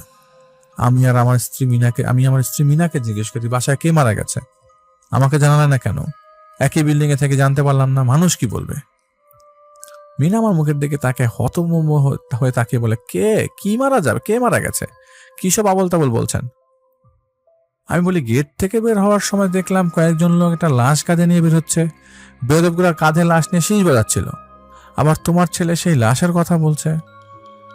মিনা বলে, কি হয়েছে আপনার? লাশ কোথা থেকে দেখলেন? আর হাসানকে আপনি কই পেলেন? হাসান তো আজ আমাদের রুমে ঘুমাচ্ছে। আমি মিনার কথা শুনে আর কিছু বলি না, চুপচাপ নিজের রুমে যেয়ে ফ্রেশ হয়ে নেই। যতটুকু মনে পড়ে, রাতে বারান্দায় বসে বসে সিগারেট খাচ্ছিলাম আর ভাবছিলাম ক্লান্তিতে আমি ভুল দেখছি। তাইলে এসব ভাবতে ভাবতে আমি বারান্দা দিয়ে নিচে তাকিয়ে দেখি সেই 4 জন লোক লাশটি নিয়ে খেলা করছে। দুজন দুজন করে দুই প্রান্তে দাঁড়িয়ে লাশের খাটিয়া নাড়াচাড়া করছে। আমি বারান্দা থেকে আমার পরিষ্কার মনে আছে, আমি সব দেখছি। যাই হোক, তার কয়েকদিন পর অফিস শেষ করে আমি বাসায় এসে গোসল করছিলাম। গোসল করার পর কিছুক্ষণ পর আমি আমার স্ত্রী দুজন ডাইনিং টেবিলে খাওয়ার জন্য যাই। টেবিলের কাছে গিয়ে একটা বিষয় দেখি যে ডাইনিং টেবিলের উপরের যেখানে খাবার রাখা, সেই খাবারের ঢাকনাটা সরানো। পাতিলের সিরামিক গোল টাইপের যে জিনিসগুলো থাকে সেগুলোর জাস্ট ঢাকনাগুলো সরানো। আর তরকারির সাইড থেকে খাবলা দিয়ে কেউ কোনো কিছু নিয়ে এলে যেমন সরানো থাকে, ঠিক সেভাবে খাবারগুলো পড়া। বলতে গেলে কেউ হাত ঢুকিয়ে যেন খাবলা দিয়ে 2-3 খাবলা খাবার নেয়, ঠিক সেভাবে খাবার নিয়েছে। তাছাড়া তরকারি দেখে বোঝা যাচ্ছে যে খাবলা মানে ছবল দিয়ে খাওয়াটা নিয়ে গেছে। এখান থেকে কেউ খাবার ছবল মেরেছে, এভাবে কেউ নেয় না হাত দিয়ে। ঝোল আর কিছু ভাত ফ্লোরে পড়েছিল। সেটা ফলো করে একটু সামনে যাওয়ার পর দেখি ড্রয়িং রুমে সেই থাই গ্লাসের জানালা হালকা করে খোলা। আমি দেখি সেখানে কিছু ভাত পড়া আছে। আর ব্যাপারটা এমন ছিল যে কেউ ভাববে যে হাতে নিয়ে খেতে খেতে হাঁটলে সেই খাবার পথ মানে খাবার হাঁটতে পথে পড়লে যেমনটা হয়, ঠিক তেমনটা। আমি প্রথমে ভাবি হয়তো কোনো বিড়াল বাসায় আসছিল, কিন্তু মুহূর্তের মধ্যে মনে পড়ে আমার ঘরে জানালা দিয়ে বিড়াল প্রবেশ করার কোনো উপায় নেই, কারণ হাসানের মা বিড়াল কুকুর ভয় পায়। যার জন্য প্রতিটা জানালা নেট করে দেওয়া হয়েছে। কিছু বুঝতে না পেরে সেই সব মাটিতে পড়ে থাকা অবস্থায় ভাত পরিষ্কার করে পরে অনলাইন থেকে খাবার অর্ডার করি। অর্ডার করার সময় আমি হাসানকে জিজ্ঞেস করি সে কি খাবে, কিন্তু সে আমাকে বলে তার পেট ভরা। অনলাইন থেকে খাবার আসলে সেটা খেয়ে কোনো রকম ওই দিন রাতে শুয়ে পড়ি। মাঝ রাতে আনুমানিক কয়টা বাজে আমার মনে ছিল না, তবে মিডনাইট ছিল। আমার স্ত্রী শুনতে পায় ড্রয়িং রুমে কোনো একটা ছোট বাচ্চা কান্না করে, খুব জোরে জোরে কান্না করছে। নর্মালি বাচ্চা শিশু হওয়ার পর চেঁচিয়ে বা ক্ষুধা লাগলে যেমন কান্না করে সেরকম কান্না করছে। সেই সাথে আবার কুকুরের প্রচন্ড জোরে জোরে ডাকার শব্দ সে শুনতে পায়। যদিও জানালার সব থাই গ্লাসের, তারপরও সুরাইয়ের কাছে এমন লাগে যেন মানে হাসানের মা তার ড্রয়িং রুমের ভেতর থেকে কান্না আসছে। সুরাইয়া মানে হাসানের মা অথবা মিনা উঠে ড্রয়িং রুমের দিকে যায়। তা আমাদের ড্রয়িং রুমের মাঝখানে ঝাড়বাতির একটা ডিম লাইটের টাইপের আলো দেয়, খুব বেশি আলো নয়, নর্মাল যেই আলো থাকে ওই রকম। চিৎকার শোনার পরে মিনা সেখানে যায়। তো সেই আলোটুকু দেখতে একটা বাচ্চা নার সহ শুয়ে আছে, বাচ্চাটা নার আছে শরীরে লেগে। আর 2-3টা কুকুর চারদিকে ওকে দেখে ঘেউ ঘেউ করছে। একটা কুকুর ওর নাভির সাথে যে নারটা লাগানো সেটা কামড় দিয়ে ধরে টানছে। বিশ্রী গন্ধ আসছিল, মনে হচ্ছিল সুরাইয়া কোনো ডাস্টবিনের সামনে দাঁড়িয়ে আছে। এরকম বাজে গন্ধে সুরাইয়া বমি এসে পড়ে। সুরাইয়ার দৃশ্য দেখা নিতে পারে না, খুব জোরে চিৎকার দিয়ে সেখানে সেন্সলেস হয়ে যায়। আমি সেই চিৎকার শুনতে পেয়ে দৌড়ে সেখানে যাই। সুরাইয়া সেন্সলেস অবস্থায় ফ্লোরে পড়ে আছে। আমি দৌড়ে গিয়ে সুরাইয়াকে ডাকাডাকি করি। এক পর্যায়ে টেবিলের উপরে থাকা জগ থেকে পানি নিয়ে আর কি ওর মুখে ছিটিয়ে দেই। পানি দেওয়ার পর ও চোখ খুলে আমাকে ভয়ে চাপতে ধরে। আমি ওকে জিজ্ঞেস করি কি হয়েছে, কিন্তু সুরাইয়া কিছু বলতে পারে না, দাঁতে দাঁত লেগে গেছে। পরে আমি আমার বন্ধুকে, যে ডক্টর ছিল, ওকে কল করি। আমার বন্ধু আমাকে বলে একটু হাত পা মালিশ করতে, আর বলে চোখে মুখে ভালো করে পানি দিতে। পরে মিনিট 5 পর সুরাইয়ার সেন্স আসে এবং সে খুব ভয়ে ছিল। সে অবস্থায় বলতে লাগে এখানে একটা বাচ্চা ছিল। সুরাইয়া যা যা দেখেছে সব আমাকে বলে। আমি পরে সুরাইয়াকে ড্রয়িং রুমে নিয়ে যাই। বুঝতে পারছিলাম ও বেশ ভয় পেয়েছে। পরে ভয় কাটানোর জন্য ওকে বলি, সেখানে কিছুই নাই, তুমি আমার সাথে আসো, এসে দেখো এখানে কিচ্ছু নাই, তুমি ভয় পেয়েছো। সুরাইয়াকে সেখানে নিয়ে যাই, বলে ড্রয়িং রুমে কিচ্ছু নাই, কিছু থাকলে তো একটা জীব চিহ্ন থাকবে, কিছুই নাই। পরের দিন ওর জ্বর আসে। মোটামুটি জ্বর থাকার পর আমি আমার ফ্রেন্ড যে ডক্টর, ওর সাথে আবারও যোগাযোগ করি। আমার সেই ফ্রেন্ড বলে যে এটা কোনো ব্যাপার না, নর্মাল টেম্পারেচার, এটা থাকবেই, ভয় পেয়েছে তো একটু, না বাহলে ঠিক হবে। আমি তার কথা অনুযায়ী করি। কিন্তু একটা ব্যাপার ভাবতে অবাক হই যে গত রাতে সুরাইয়ার এমন চিৎকার শুনে হাসান তার রুম থেকে বের হয়নি। সকাল থেকে একবারও সে তার মায়ের কাছে আসেনি।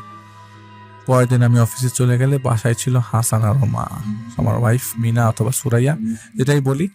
সুরাইয়ের ভেতরে একটা আতঙ্ক কাজ করতো, খারাপ লাগতো, কারণ সে রাতে এরকম একটা দৃশ্য দেখলো। নর্মালি খারাপ তো লাগবেই।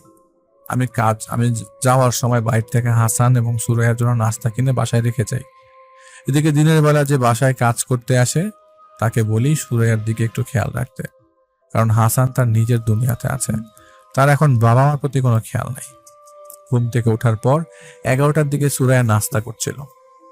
নাস্তা করতে করতে সুরাইয়া ড্রয়িং রুমের দিকে তাকায়। আমাদের রুম থেকে ব্যালকনিটা আবার স্পষ্টভাবে দেখা যায়। সুরাইয়া দেখছে যে ব্যালকনি থেকে কেউ একজন উকি দিচ্ছে, একটা মাথা জাস্ট উকি দিচ্ছে, অনেকটা লোমশ প্রাণীর মতো পানিতে থাকে, আর সেটার হাতগুলো শুশুকের মতো দেখতে অনেকটা। এটা দেখে সুরাইয়া সেদিকে এগিয়ে যায়। সুরাইয়া এগিয়ে যাচ্ছে আর বলছে, এই কে কে কে কে আসছে এখানে? একেবারে সেটার সামনে গিয়ে সুরাইয়া উকি ঝুঁকি দিয়ে দেখে যে আসলে ওখানে কেউ নাই। সুরাইয়া সেখান থেকে আর কিছু না দেখতে পারে, পেছনে ঘুরে দেখে সেই লোমশ প্রাণীটা হাসানের রুমের ভেতরে গেল। সুরাইয়া নিজের ছেলের কথা ভেবে হাসানের রুমের দিকে যায়, যে কোনো মা তার ছেলেকে বাঁচানোর চেষ্টা করবেই। সেখানে গিয়ে সুরাইয়া দেখে সেই লোমশ প্রাণীটার সামনে হাসান বসে আছে, আর সেই প্রাণীটা হাসানের শরীরটা চেটে চেটে দেখছে। প্রতিটা জিহ্বার স্পর্শে হাসানের শরীর থেকে চামড়া উঠে আসছে। এতে হাসানের কোনো ব্যথা অনুভব হচ্ছে না, বরং হাসান সেই প্রাণীটাকে মনের সুখে আদর করছে। সুরাইয়া আমাকে কল করে বলে, আমি এরকম কিছু দেখছি, আমার ভালো লাগছে না, যত দ্রুত সম্ভব এটার একটা ব্যবস্থা করেন। একদিন পরে আমি বাসায় একটা মেয়ে নিয়ে আসি কাজ করার জন্য। মেয়েটা আসার পরে আমি দেখি সুরাইয়া একটু স্বস্তি পায়। মেয়েটা সবকিছু গুছিয়ে দিলে সুরাইয়া রান্না করতো। তো কাজের মেয়েটা একটা অভ্যাস ছিল, রাতের 10টা বাজলে ও ওর মতো কাজ করে শেষ করে ঘুমিয়ে যেত। কিন্তু মেয়েটাকে গ্রাম থেকে আনা হয়েছিল, এই জন্য সুরাইয়া আর ওকে ডাকতো না। তাছাড়া আমার অফিস থেকে আস্তে আস্তে লেট হয়ে যেত। বাসায় যে মেয়েটা কাজ করতো তার নাম ছিল জেসমিন। ওই দিন জেসমিন রাতের সব কাজ করে শুয়ে পড়ে। বাসার তিনটা রুম, তো তৃতীয় রুমে সে থাকতো, কারণ মাস্টার বেডে আমি থাকতাম আর সুরাইয়া থাকতো, আর পাশের রুমে থাকতো হাসান। 3টা রুমের মধ্যে যেটা কমন ওয়াশরুম ছিল সেই রুমেই আবার জেসমিন থাকতো। জেসমিন সুরাইয়া বলে, খালাম্মা সব কাজ শেষ, আমি যাই, আমি গিয়ে ঘুমাই। ঘুমানোর পরে যেহেতু আমি বাড়ি ফিরতে লেট হবে, সুরাইয়া ভাবে বসে না থেকে সে তার কাজ করুক। সুরাইয়া কাজ করছে, এর মধ্যে কলিং বেলের শব্দ আসলো। কলিং বেল বাজার পর সুরাইয়া উঠে গেল আর ভাবলো হাসান তো কলিং বেল বাজায় না, আজকে বাজালো। কারণ হাসানকে তার নানা বাড়ি থেকে জোর করে নিয়ে আসার পর সে কারোর সাথে ভালো মতো কথা বলে না, নিজের মতো থাকে, রুম থেকেও বের হয় না। খেতে মন চাইলে খেত, আর মাঝে মাঝে বাসা থেকে বের হয়ে কোথায় জানি যেত, কাঁধে ব্যাগ নিয়ে, আবারও সেই ব্যাগ নিয়ে বাড়িতে ফিরে আসতো। আমি তার গতিবেগ বোঝার জন্য বাসার গেটে একটা ক্যামেরা লাগাই।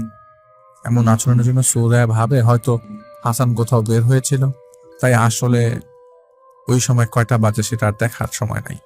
সুরাইয়া দরজার লুকিং গ্লাস দিয়ে উকি দিয়ে দেখে দরজার উপরে হাসান দাঁড়িয়ে আছে। সুরাইয়া দরজাটা খুলে দিল আর জিজ্ঞেস করলে, কি ব্যাপার, এত রাতে তুমি কোথায় গেছিলে হাসান? তখন হাসান কোনো কিছু না বলে সোজা রুমে চলে গেল। সুরাইয়া তখন হাসানের পেছনে পেছনে রুমে যায়। রুমে যাওয়ার পর হাসানকে বলে যে জামা কাপড় চেঞ্জ করে খাওয়া দাওয়া করো। বিরক্ততার সাথে হাসান বলে যে না, এখন চেঞ্জ করবো না।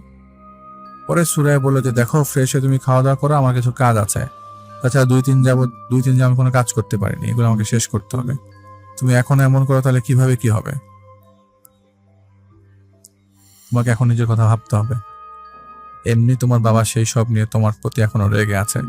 বাসার মধ্যে এমন পরিস্থিতি আর ভালো লাগে না, মনে হচ্ছে আমি কিছু ভূতের সাথে আছি। আচ্ছা সত্যি করে বলো তো হাসান বাবা, এসবের পেছনে কি তোমার কোনো হাত আছে? আমার সন্দেহ হচ্ছে হাসান। দেখো বাবা, এসব থেকে বের হয়ে আসো, এসব করে কোনো লাভ নাই। নিজের ভালোটা একটু বুঝো বাবা। সুরায়া লক্ষ্য করে হাসান তার কথায় পাত্তা না দিয়ে নিজের মতো নিজের কাজ করে চলছে। একটা সময় সুরায়া হাসানের এমন অমনস্কতা দেখে হাসানকে শাসন করতে যায়। হাসান সাথে সাথে উগ্রতার সাথে সুরায়াকে ধাক্কা দিয়ে বলে, জানোয়ারের বাচ্চা, আমার সামনে থেকে সরে জানাইলে এখানেই জবাই করে দিব। সুরায়া দাঁড়িয়ে চোখের পানি ছেড়ে দেয়। নিজের সন্তান তার সাথে এমন ব্যবহার করছে। এমন সময় দরজায় আবারও বেল বেজে উঠল। সুরায়া ভাবে, এবার হয়তো আমি এসছি। সুরায়া ঠিক ছিল, দরজায় আমি ছিলাম, তবে আমার সাথে ছিল হাসান। বাসার নিচে আমি ওকে দেখে গাছের গোড়াতে কি যেন করছিল, তাই গালে একটা চর মেরে বাসায় নিয়ে আসি। সুরায়া দরজা করে হা করে দাঁড়িয়ে থাকলো। হাসান, তুমি এটা কেমনে করলা? কেমনে সম্ভব এটা? তুমি না রুমে ছিলাই মাত্র? আমি এই কথাটা শুনে রাগ হয়ে যার বলি, রাত কয়টা বাজে? তুমি আমার সাথে আসছো এরকম দুষ্টামি করতে? সারাদিন পরিশ্রম করে আসছে, এর মধ্যে আমার আজকে আমার মনটাও ভালো নেই, আর তুমি আমার সাথে দুষ্টামি করছো? কি হয়েছে তোমার? হাসান তো আমার সাথেই ঘরে আসলো। বেয়াদবটা গাছের গোড়ায় বসে কি যেন তন্ত্রবিদ্যা করছিল, আল্লাহ জানে। তুমি আর তোমার ছেলে আমাকে পাগল করে দিচ্ছ। আমার আর ভালো লাগে না। কবে জানি মানুষ আমাদের দেখলে পাগল বাড়ি বলে। এই বলে আমি রুমে চলে যাই। এর কিছুদিন পর কোনো একটা কারণে সুরায়ার শরীর খারাপ লাগছিল, তাই কোনো কাজ না করেও শুয়ে যায়। সম্ভবত তখন মিডনাইট ছিল। আমি আর সুরায়া হঠাৎ করে একটা চিৎকার শুনতে পাই। আর চিৎকারটা আর কারণ না, জেসমিনের। আমার ভয়েসটা বুঝতে পারি যে এটা জেসমিনের চিৎকার। আমরা জানতাম হাসান জেসমিনকে পছন্দ করে না। ভাবলাম হাসানে তো গলা টিপে ধরেছে অন্য কিছু, তাই রিস্ক না নিয়ে আমরা জেসমিনের রুমে যাই। রুমে যেয়ে দেখি জেসমিন যে বেডে শুয়েছিল সেই বেডটা জুড়ে অনেক ব্লাড। ব্যাপারটা যেহেতু মেয়েলি, আমি সেখান থেকে বের হয়ে যাই। আমি হাসানকে খুঁজতে থাকি। মনে করেছিলাম হাসান হয়তো ছুরি দিয়ে আঘাত করেছে, কিন্তু আমি হাসানের রুমে গিয়ে দেখি হাসান গভীর ঘুম। সেখান থেকে ফিরে আমি জেসমিনের রুমের বাইরে গিয়ে একটু জোরে বলি সুরায়াকে যে হাসান কিছু করেনি, হাসান ঘুমাচ্ছে, তুমি জেসমিনের সাথে কথা বলো, দেখো কি হয়েছে। তারপর বাকিটা সুরায়ের মুখে যা শুনি তা ছিল এমন যে জেসমিন দেয়ালের সাথে হেলান দিয়ে জড়সড় হয়ে ভয়ে বসে আছে। পরে সুরায় তাকে জিজ্ঞাসা করে, কি হয়েছে তোর, এভাবে বসে আছিস যে?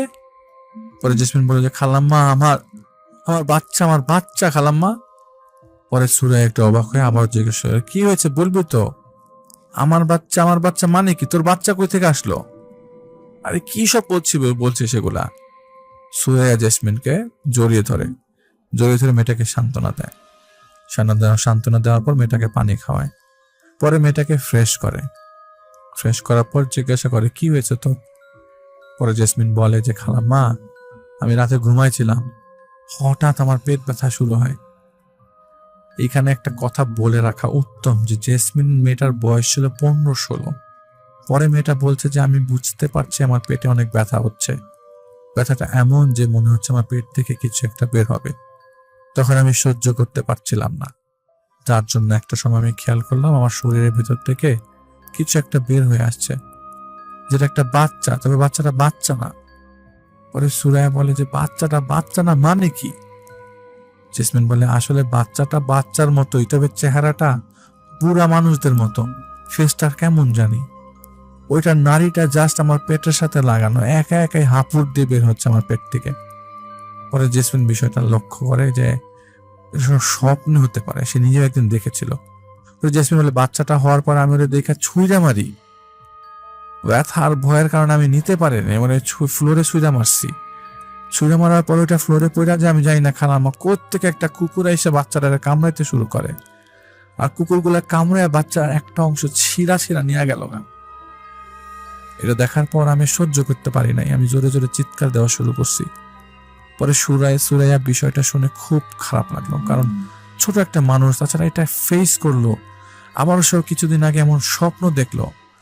একটা মেয়ে হিসেবে আর একটা মেয়ের জন্য এটা অনেক খারাপ লাগে। মেয়েটা অনেক ভয় পেয়েছে। সুরাইয়া বলে, আচ্ছা ঠিক আছে, তুই আমার সাথে আয়, আমাদের রুমে গিয়ে ঘুমা। পরে মেয়েটা আমাদের রুমে এসে নিচে ঘুমালো, আর সুরাইয়া আমাকে বললো আমি যেন সোফার রুমে যেয়ে শুয়ে থাকি। একদিন হুজুরের মতো দেখতে একটা লোকের সাথে আমার পরিচয় হলো। আমি তার সাথে কিছু কথা শেয়ার করলে পরে উনি এসে জাস্ট ঘরটা দেখে গেল। ঝাড়ফুঁক করলো আর বললো সমস্যা না, এগুলো ঠিক হবে। এখানে হয়তো আগে আশেপাশে কোনো সমস্যা ছিল, তাই হয়তো আপনাদের একটু ভয় দেখায় রাত্রেবেলা। আপনারা একটু পবিত্র থাকার চেষ্টা করবেন, ঘর দুয়ার ঝাড়ু দিয়ে সুন্দর করে রাখবেন। সুরায় বলে যে ঘর তো সবসময় পরিষ্কার থাকে, পরিষ্কার পরিচ্ছন্ন। তাছাড়া জেসমিন মেয়েটা সবসময় ঘর মুছে রাখতো, ময়লা হওয়ার কোনো অবকাশই নাই। যাই হোক, পরে লোকটা লোকের মতো দোয়া কালাম পড়লো, কিছু পানি পড়া দিল, ঘরের মধ্যে ছিটিয়ে গেল। তবে একটা বিষয় আমি খুব ভালোভাবে খেয়াল করছিলাম যে সেই হুজুর যতক্ষণ বাসায় ছিল, সে হাসানের ঘরটা এড়িয়ে চলছিল। হাসানকে সামনে দেখে সে নিজে একটু ঘাবড়ে গেল, তারপর সেখান থেকে সে হুজুর চলে গেল। কয়েকদিন এভাবেই জেসমিন সুরাইয়ের সাথে আমাদের রুমে ঘুমালো। সবকিছু নর্মাল হওয়ার পরে সুরাই একদিন বলল যে এখন যেহেতু সব ঠিক হয়েছে, তুই তোর ওই রুমে যেয়ে ঘুমা। এরপর থেকে যে সমস্যাটা শুরু হয়েছে সেটা হচ্ছে, আমাদের বাসায় ভালো কিছু রান্না করলে, যেমন একটা মুরগি রান্না করা হয়েছে, মুরগি মাংসের 2টা রান থাকে, ওখান থেকে একটা রান ভ্যানিশ হয়ে যায়। আবার কখনো গরুর মাংস রান্না হয়েছে, তো আইডিয়া আছে যে কতটুকু রান্না হয়েছে। তাছাড়া জেসমিন মেয়েটা খাওয়ার প্রতি কোনো আগ্রহ নাই যে ও চুরি করে খাবে বা কিছু। উল্টা বলতো, কিরে তুই খাস না কেন, তুই এটা খা ওইটা খাই ভাবে বলা হতো। না খেলে কেমনে হবে, এক প্রকার খাওয়ার জন্য অনেকটা জোর করা হতো, কিন্তু মেয়েটা খেত না, শুকনা ধরনের মেয়ে ছিল। কখনো এমন হয়েছে যে সবাই ড্রয়িং রুমে বসে আছে, কেউ কিচেন থেকে হাঁড়ি পাতিল জোরে তাদের দিকে ঢিল মারছে। একদম দিনের বেলা সবার সামনে। একদিন একটা ইন্টারেস্টিং ঘটনা ঘটে। আমি পানি খাওয়ার জন্য জগটা উঁচু করে গ্লাসটা হাতে নিয়ে পানি নিতে যাব, ঠিক সেই মুহূর্তে গ্লাসটা ঠাস করে একা একা পড়ে গিয়ে নিচে ভেঙে যায়। এটা দেখে এত পরিমাণ আশ্চর্য হই, জাস্ট জগটা হাতে নেই, আমি গ্লাসটা ধরিও নাই, আগে হাতে নিব তারপর পানি ঢালবো, কিন্তু ধরার আগে একা একা পড়ে গেল। আর একদিন আমি ল্যাপটপে কাজ করার মধ্যে কেউ যেন ল্যাপটপটা ধরে টান মেরে ফেলে দিল ফ্লোরে। এক সময় ফোনে একদমই নেটওয়ার্ক থাকে না। আবার জেসমিন শুয়ে আছে, হঠাৎ দৌড়ে এসে সুরাইকে বলল, খালাম্মা দেখেন যে কে যেন আমাকে থাপ্পড় মারছে। পরে দেখা যায় যে মেয়েটার গায়ে 5টা আঙ্গুলের ছাপ বসে আছে। আরেকদিন সুরাই আর মেয়েটা বসে আছে, একসময় তাদের চুল ধরে কেউ টান দিল। বেসিক্যালি আমি বাসায় আসতে একটু দেরি হতো, তাছাড়া কাজের জন্য আমি তেমন সময়ও দিতে পারতাম না। এরকম টুকটাক ইনসিডেন্ট আমাদের ঘরে প্রতিনিয়ত হতো। তবে আমার সম্পূর্ণ সন্দেহ যায় হাসানের দিকে। ঘরে এত কিছু হয়ে যাচ্ছে, কিন্তু হাসান তার নিজের মধ্যেই ব্যস্ত। হাসানের দিক থেকে আমার কোনো প্রতিক্রিয়া দেখতে পাই না। কিন্তু একটা কথা, এসব প্রতিটা ঘটনার পর যখনই আমাদের কারো সামনে হাসান পড়তো, তখন শুধু একটা হাসি দিয়ে সে সেখান থেকে সরে যেত। আর তার এমন হাসিটাই প্রমাণ করত যে এইখানে যা কিছু হচ্ছে সবকিছুর পেছনে সে নিজেই জড়িত। আমার বুঝতে বাকি রয় না যে আমি যা দেখেছি সবকিছু আমার ছেলের করা ভুলের মাসুল। আমি অবিশ্বাসী নই, আমি এসব বিশ্বাস করি। তাই পরের দিন অফিসে গিয়ে আমার অফিসের একজন মুরব্বীকে আমি সবকিছু বলি। তিনি আমাকে বলেন যে একজন ভালো হুজুর দেখাই। আমি আর কিছুই না ভেবে সরাসরি আমার কাছের লোকজনদেরকে বলি আমাকে যেন এরকম ভালো একজন লোকের সন্ধান দেয়। তারপর আমি আপনার সন্ধান পাই। এটা বলে আসলে তার মন বেশ খারাপ হয়েছিল। আমি ইব্রাহিম চুপ করে সব শুনছিলাম, কিন্তু আমার বারবার মনে হচ্ছিল আমি আবারও কোনো ভুল করতে যাচ্ছি। ফারুক সাহেবকে শান্ত করে আমি চুপচাপ সম্পূর্ণ বাসাটা ঘুরলাম। মানুষ হিসেবে ফারুক সাহেব অনেক ভালো। ঘরের একটা কোণে নামাজের জন্য আলাদা জায়গা করা। এমন মানুষের সন্তান এমন হবার কারণ কি, সত্যি বলতে আমার বোঝার ক্ষমতা নাই। আমি নিজে এখন এলোমেলো, আমার সাথে ইয়াসিন নাই, আমি দুর্বল অবস্থায় আছি। মাগরিবের আজান আমার কানে ভেসে আসছে, আল্লাহু আকবার, আল্লাহু আকবার। নামাজের জন্য আমি ফারুক সাহেবের বাসা থেকে বের হওয়ার সময় ফারুক সাহেবকে আমি শান্ত থাকতে বলে তাদের বাসা থেকে বের হই। নিজের গেটের সামনে যেতেই দেখি কয়েকটা শকুন একটা মরা লাশ ঠুকরে খাচ্ছে। আশেপাশে কেউ নেই। বাসায় ঢোকার সময় যে রাস্তায় আমি হাজারো মানুষ দেখেছিলাম, সেই রাস্তায় 1 ঘন্টার ব্যবধানে কেউ নাই। মনে হচ্ছে কোনো মরুভূমির মধ্যে আমি দাঁড়িয়ে আছি, আর আমার সামনের লাশটাকে ছিঁড়ে খাচ্ছে শকুনগুলা। আমি বিভ্রান্ত নই, কারণ আমি বুঝতে পারি এটা একটা মায়া, যে মায়া আমাকে বোঝানো হচ্ছে এই কাজে হাত দিতে না। লাশটার চোখ একটা ঠোকর দিয়ে তুলে 2 ঠোঁটের মাঝে নিয়ে এমন ভাবে শকুনটা চাপ দিল যা দেখে আমার নিজের বুকটাই কেঁপে ওঠে। শকুনের ঠোঁটের মধ্যে লাশের চোখটা ফেটে গেল, আর সেখান থেকে কিছু একটা ছিটকে আমার দিকে আসে। না, আমি আর সহ্য করতে পারছি না। মাথা নিচু করে বের হয়ে গেলাম সেখান থেকে। আমি কাজ করব না, এটা একটা লাশ নিয়ে এত বর্বরতা আমি নিতে পারছি না। আমাকে বোঝানো হলো সামনে আমার অনেক কিছু দেখা বাকি। বের হয়ে আমি মসজিদের দিকে হাঁটছি।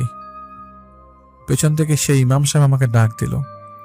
আমি তার ডাকে সাড়া দিয়ে দাঁড়িয়ে গেলে সে আমাকে বলে, যা দেখেছেন তা অনেকটা কম দেখেছেন। এখানে এমন কিছু হচ্ছে যা আপনার চিন্তার বাইরে। আমি জিজ্ঞেস করি, আপনি দেখেছেন?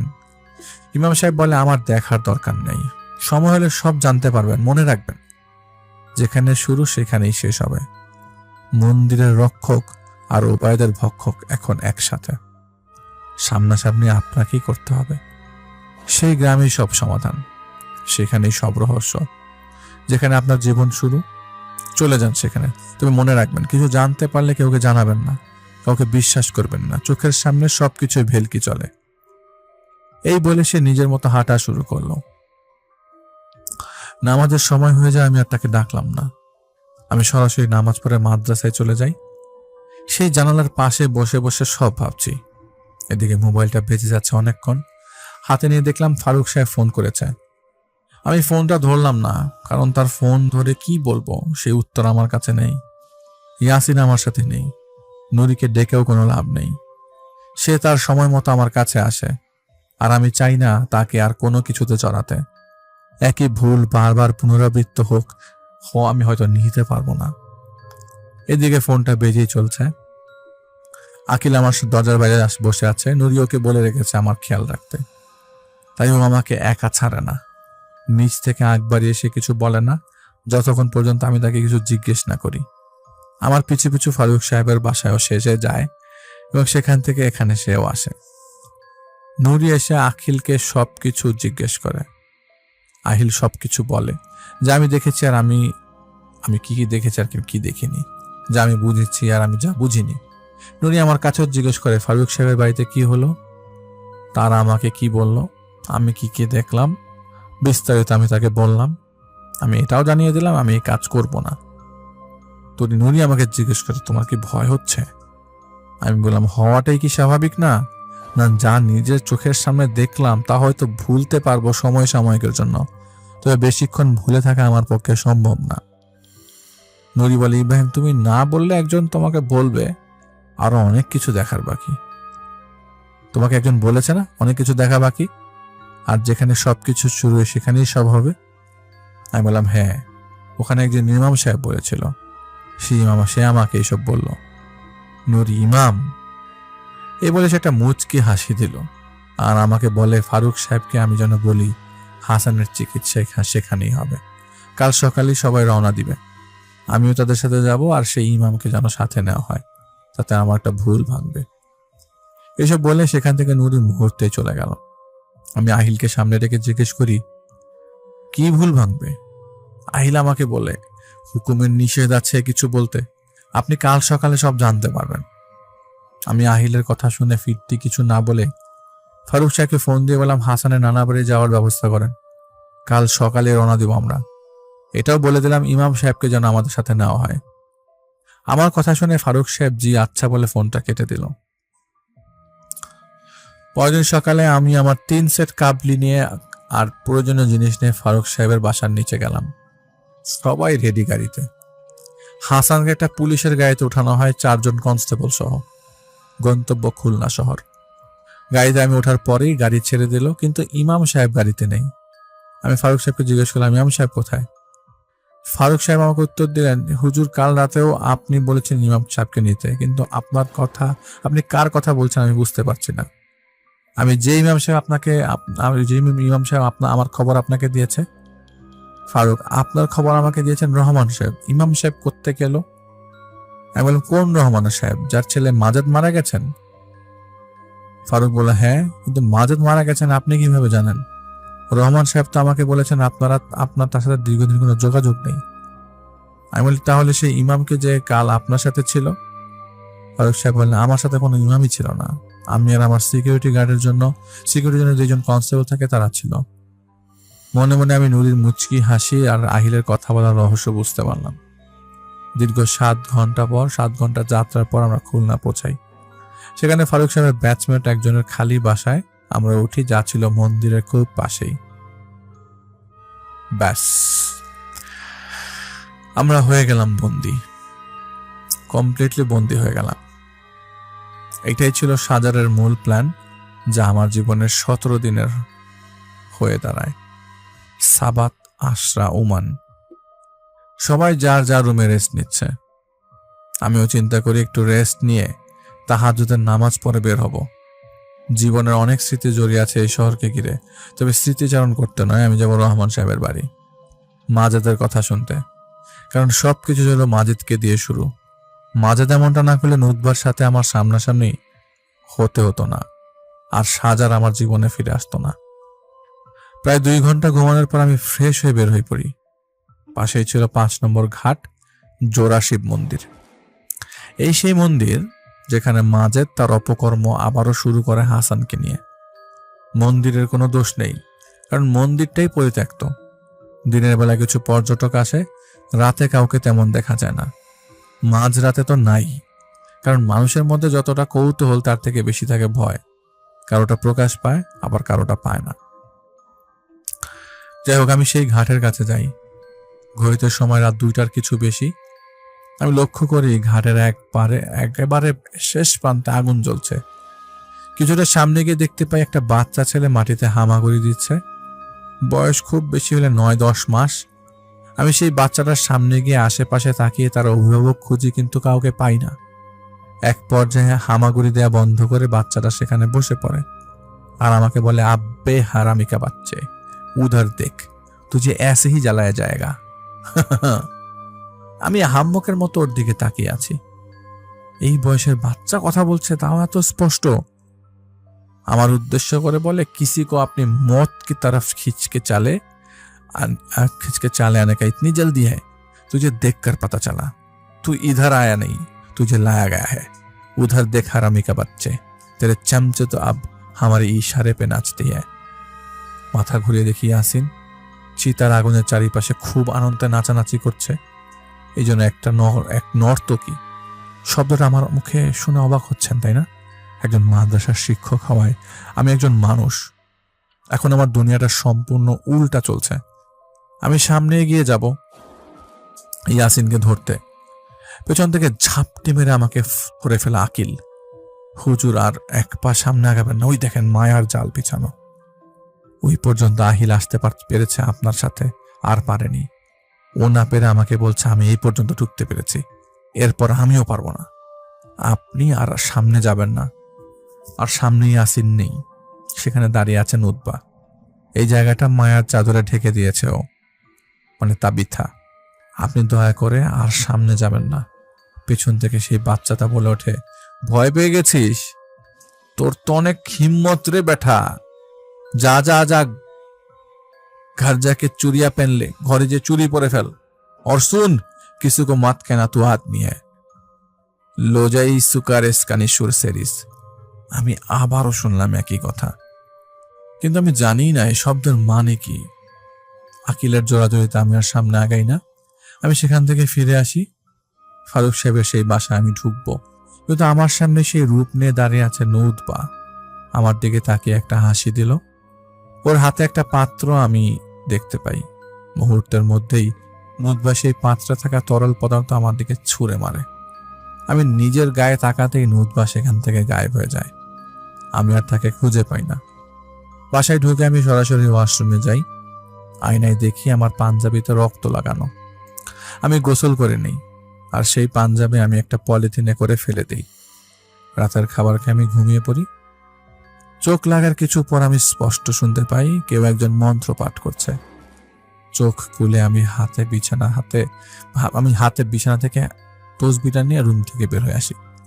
শব্দ অনুসরণ করে আমি হাসানের রুমে পৌঁছে যাই। দরজাতে একটু ফাঁক করে দেখি হাসান সম্পূর্ণ উলঙ্গ হয়ে বসে মন্ত্র পাঠ করছে। আমি আবার গেটটা ভিড়িয়ে দিয়ে আস্তে করে রুমে চলে আসি। এইভাবে অজানার মতো আর না। সকালে ঘুম থেকে উঠে আমি সোজা রওনা দিই রহমান সাহেবের বাড়ির উদ্দেশ্যে। আমি রহমান সাহেবের বাড়ি থেকে রহমান সাহেবকে ডাক দিতেই রহমান সাহেব বের হয়ে আসে। আমাকে দেখে চিৎকার দিয়ে কেঁদে আমার হাতটি ধরে আমাকে বসতে বলে। আমি তাকে জিজ্ঞেস করি মাজেদ কেন আবার সেই পথে গেল।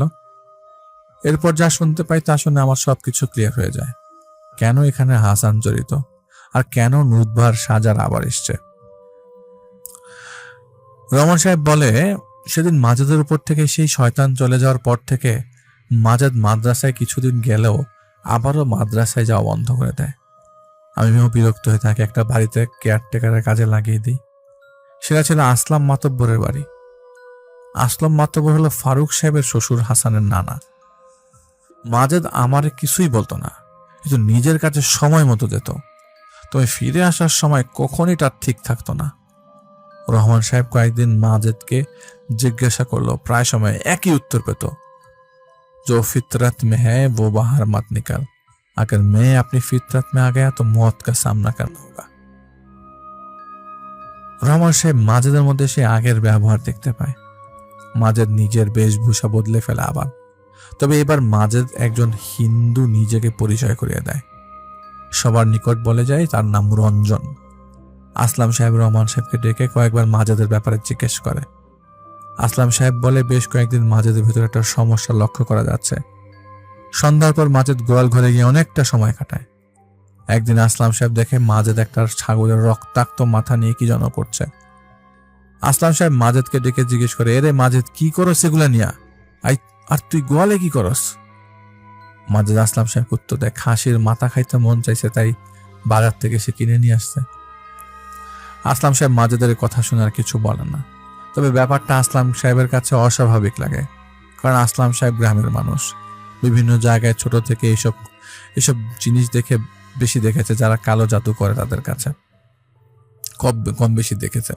তাছাড়া আসলাম সাহেব একটা বিষয় নিয়ে একটু বিরক্ত ছিল মাজেদের উপর, কারণ একজন ইমামের ছেলে হয়ে মাজেদ প্রায় সময় গুনগুন করে মন্ত্র পড়ত।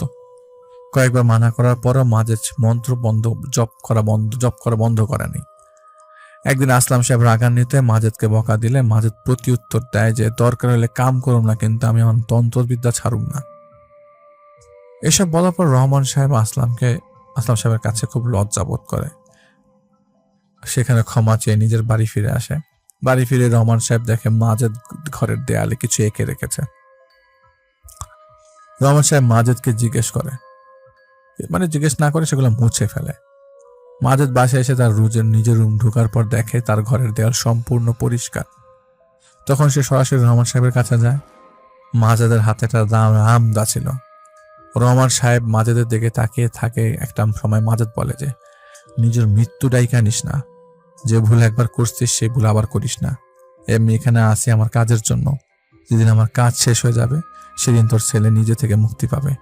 এর আগে তুই যদি কিছু করার চেষ্টা করিস তাহলে মনে রাখবি এই ছেলে তুই হারাবি। রহমান সাহেব জিজ্ঞেস করে, আপনি কে? মাজেদ কথা বলে, আমি এখনো চিনিস না? আমি নুতবা। প্রতিযোগিতা প্রতি বছর একবার করে আসে, আর সেই প্রতিযোগিতা শুরু হয় আবার শুরু থেকে। এই বলে মাজেদ সেখান থেকে চলে যায়। সারা রাত নিজের রুমে তন্ত্রবিদ্যার মতো মন্ত্র পাঠ করে, আর ঘর থেকে ধূপকাঠির গন্ধ আসতে থাকে। রহমান সাহেব ছিল অসহায়। নিজের মনে মনে সে চাচ্ছিল যদি তার ক্ষমতা থাকতো তাহলে মাজেদকে ওই মুহূর্তেই মেরে ফেলবে, কিন্তু নিজের ছেলেকে সে এমনটা করতে পারছে না। এদিকে মাজেদ তার বড় ভাইকে নিজের মন্ত্রের মাধ্যমে নিজের কবলে নিয়ে নেয়, যার দরুন মাজেদের বড় ভাই মাজেদের সাথে সকল কাজে সাহায্য করে। এরই মাঝে সেখানে ঘুরতে আসে হাসানের সাথে মাজেদের একটা ভালো সম্পর্ক হয়। আসলাম সাহেব এবং হাসানকে মাজেদের সাথে মিশতে মানা করে না, কারণ হাসান এলাকার তেমন কিছুই চিনত না। তবে আসলাম সাহেব হাসানকে বলে রাখে যে মাজেদ প্রায় সময় পূজা যজ্ঞ করে, হাসান যেন তখন বাড়িতে ফিরে আসে। হাসান আস্তে আস্তে মাজেদের সাথে সময় কাটানো শুরু করে। একটা সময় হাসান মাজেদের সাথে কিছু প্রলোভনে পড়ে যায়। মাজেদ হাসানকে বলে, মাজেদের কথা শুনলে হাসান সারা জীবন পড়াশোনা না করেই শিক্ষায় অনেক দূরে এগিয়ে যেতে পারবে। হাসান এসব কথা শুনে মাজেদের কথা অক্ষরে অক্ষরে পালন করে। এমন একদিন হাসানকে নিয়ে মাঝরাতে মাজেদ এলাকার এক কবরস্থানে যায়।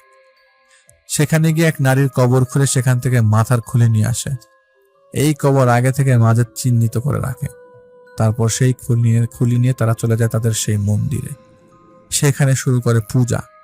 আসলে পূজা বলা যায় না, কারণ হিন্দু সম্প্রদায় পূজা করে নিজেদের ভালোর জন্য। আর কিছু খারাপ তান্ত্রিক টাইপ লোক যে রিচুয়ালটা করে সেটা এক প্রকার ভোগ থাকে। এখানে মাজেদের লক্ষ্য পূরণের জন্য একটা ভোগ দরকার ছিল, যা ছিল হাসান। কিন্তু এইসব কিছুই জানতো না।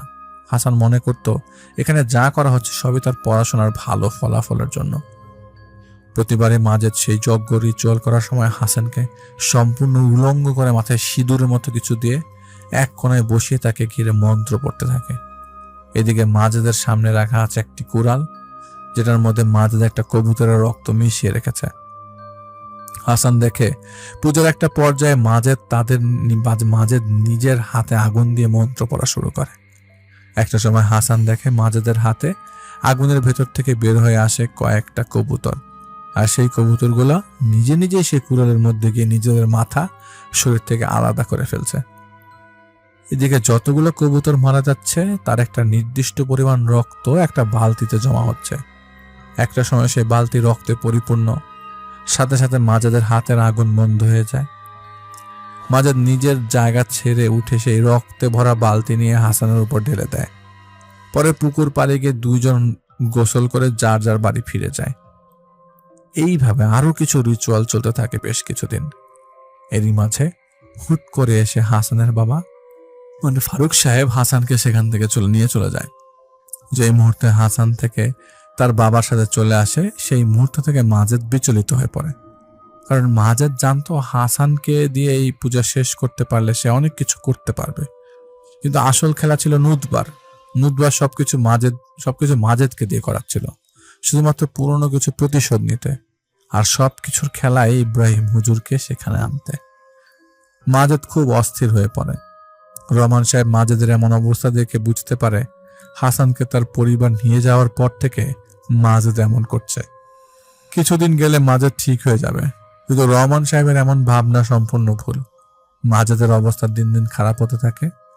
মাজেদ নিজের ঘরে নিজেকে অবাধ্য করে ফেলে। প্রায় সময় 2-3 দিন মাজেদ ঘর থেকে বের হতো না খেতে না ওয়াশরুমে। মাজেদের ঘর থেকে প্রায় সময় মন্ত্রের আওয়াজ আসতো। রহমান সাহেব এমন আওয়াজ পেয়ে কয়েকদিন মাজেদের রুমের বাইরে থেকে ডাকে, কিন্তু ভেতর থেকে মাজেদ শুধু অকথ্য ভাষায় গালাগাল করত, বের হয়ে আসতো না। 2-1 দিন এমন হয়েছে রহমান সাহেব রুমের বাইরে থেকে ভেতরে দুজনের শব্দ শুনতে পায়। সেই সময়গুলো রহমান সাহেব বাইরে থেকে সারা রাত মাজেদকে ডাকলেও মাজেদের রুম থেকে কোনো উত্তর পেত না। সহ্যের সীমা ছাড়িয়ে গেলে রহমান সাহেব চিন্তা করে, এখানে যেহেতু মাজেদ হিন্দুদের সকল কিছু ব্যবহার করছে, তাহলে একজন পুরোহিতকে বাড়িতে এনে সবকিছুর মানে জানতে চাইবে। পরের দিন রহমান সাহেব একজন পুরোহিতকে নিজের বাড়িতে নিয়ে আসে, কিন্তু পুরোহিত বাড়িতে আসার আগে সবকিছু শুনে রহমান সাহেবের কাছে। এরপর সেই পুরোহিত রহমান সাহেবকে বলে তাকে একদিন সময় দেওয়ার জন্য। পুরোহিত এটাও বলে তাদের দুজনের ধর্ম আলাদা, তাই রহমান সাহেব আর একবার যেন ভেবে দেখেন। কিন্তু রহমান সাহেব বলে, আমি জানি আমাদের ধর্ম আলাদা, কিন্তু এখানে সবকিছু আপনার ধর্মের রীতিনীতি, তাই আমার চোখের সামনে দেখছি। আমি কিছু করার আগে আপনার সাথে কথা বলতে আসলাম। পুরোহিত সেই রাতে নিজের মতো সবকিছু জানতে পারে এবং কিছু কথা রহমান সাহেব মাজেদের ব্যাপারে ইব্রাহিম হুজুরকে সব পুরোহিত তার সহচরী জিনের মাধ্যমে জানতে পারে। পরের দিন সেই পুরোহিত মাজেদের বাড়িতে যায়। বাড়িতে গিয়ে সে রহমান সাহেবকে একটাই কথা বলে যে যাকে আপনারা ডেকেছেন সে শত সহজে যাওয়ার নয়, এখন অনেক কিছু দেখা বাকি, প্রস্তুত হন। এরপর সেই পুরোহিত মাজেদের রুমে ঢুকেই নিজের মতো কাজ করে। দেয়ালে সবকিছু দেখে আর মাজেদের রুমের পরিবেশ দেখে পুরোহিত একটাই কথা বলে, এখানে আপনারা কেউ ওর শিকার না, এখানে যা চলছে তা সম্পূর্ণ ওর শিকার, যে এই জায়গায় এনে দাঁড় করানোর জন্য, আর সবকিছুর জন্য ব্যবহার হচ্ছে আপনার ছেলে। এর বেশি কিছু আমি জানতে পারিনি, আমার ক্ষমতার মধ্যেই নাই। আমি একটা কাজ করি, এই ঘরে যা আছে সবকিছু নষ্ট করে দিয়ে যাই। এই বলে সেখানে তাকে একটা বই নিয়ে পুরোহিত সরাসরি আগুন ধরিয়ে দেন। প্রাচীন সনাতন ভাষায় কিছু একটা লেখা ছিল সেখানে। যেই মুহূর্তে পুরোহিত সেই বইটা আগুনে নিক্ষেপ করে, সাথে সাথে দূর থেকে এক বিভৎস চিৎকার ভেসে আসে সেখানে। মনে হচ্ছে মাজেদ নিজে আগুনে পুড়ছে। সম্পূর্ণ ঘরটা যেন কেঁপে উঠল। এক বিশাল বাতাস বয়ে গেল মুহূর্তের জন্য। যতক্ষণ সেই বইটি পুড়েছে আগুনে, ততক্ষণ মাজেদের চিৎকার ভেসে আসতে থাকলো সেখানে। বইটি পুড়ে শেষ হয়ে গেলে পুরোহিত সেই ছাইগুলো একটা মাটির পাত্রে ভরে উপরে লাল কাপড় দিয়ে বেঁধে সেখানে নিয়ে যায়। সব কাজ শেষ হওয়ার পর মনে হচ্ছিল ঘরটি মুহূর্তের জন্য মুক্তি হলো, পরক্ষণে ঘরটি নিজের রূপ আবার ধারণ করে। এই কথা বলার সাথে সাথে আমি ইব্রাহিম সেই ঘরের দিকে একবার তাকাই। ঘরের কোণ থেকে একটা অবয়ব আমার দিকে তাকিয়ে মুঠ একটা ফেচকি মারে। সেই অবয়বটার দিকে একটা নজরে তাকিয়ে থাকি আমি। একটা সময় সেই অবয়বটা সেখান থেকে সরে যায়। এদিকে রহমান সাহেব মাজেদের কথা বলেই যাচ্ছে। পুরোহিত সেখান থেকে চলে যাওয়ার পর মাজেদের রুমটি তার মা পরিষ্কার করে দেয়। সন্ধ্যা পেরিয়ে যায়, কিন্তু মাজেদ বাড়ি ফিরে আসে না। রহমান সাহেব আতঙ্কে পড়ে। হয়তো মাজেদ সেই পুরোহিতের কথা জানতে পেরেছে, আবারও কিছু করেছে কিনা। কিন্তু না, মাজেদ সেদিন রাতেও ফিরে আসে না। পরের দিন থানার একজন দারোগা এসে রহমান সাহেবকে নিয়ে যায়। যাওয়ার সময় রহমান সাহেব মাজেদকে অনেক বকাবকি করে মনে মনে। রহমান সাহেব ভাবছিল মাজেদ কিছু একটা করেছে, যার জন্য রহমান সাহেব ধরে নিয়ে যাওয়া হচ্ছে। হ্যাঁ, মাজেদ কিছু করেছিল, কিন্তু সেটাই ছিল মাজেদের শেষ করা। ভোরে মাজেদের লাশ পাওয়া যায় একটা ডোবায়। সম্পূর্ণ শরীরে ছিল আগুনে পোড়া। রহমান সাহেব মাজেদের পোড়া লাশ দেখে সেখানে অজ্ঞান হয়ে যায়। জ্ঞান ফিরে পাওয়ার পর রহমান সাহেব সকল কাজ শেষ করে মাজেদের লাশ নিয়ে বাড়িতে ফিরে। লাশ নিয়ে বাড়িতে আসার জন্য রহমান সাহেব ভ্যানের ব্যবহার করে। ভ্যান চালক আর রহমান সাহেব ছাড়া সেই লাশের সাথে কেউ নাই।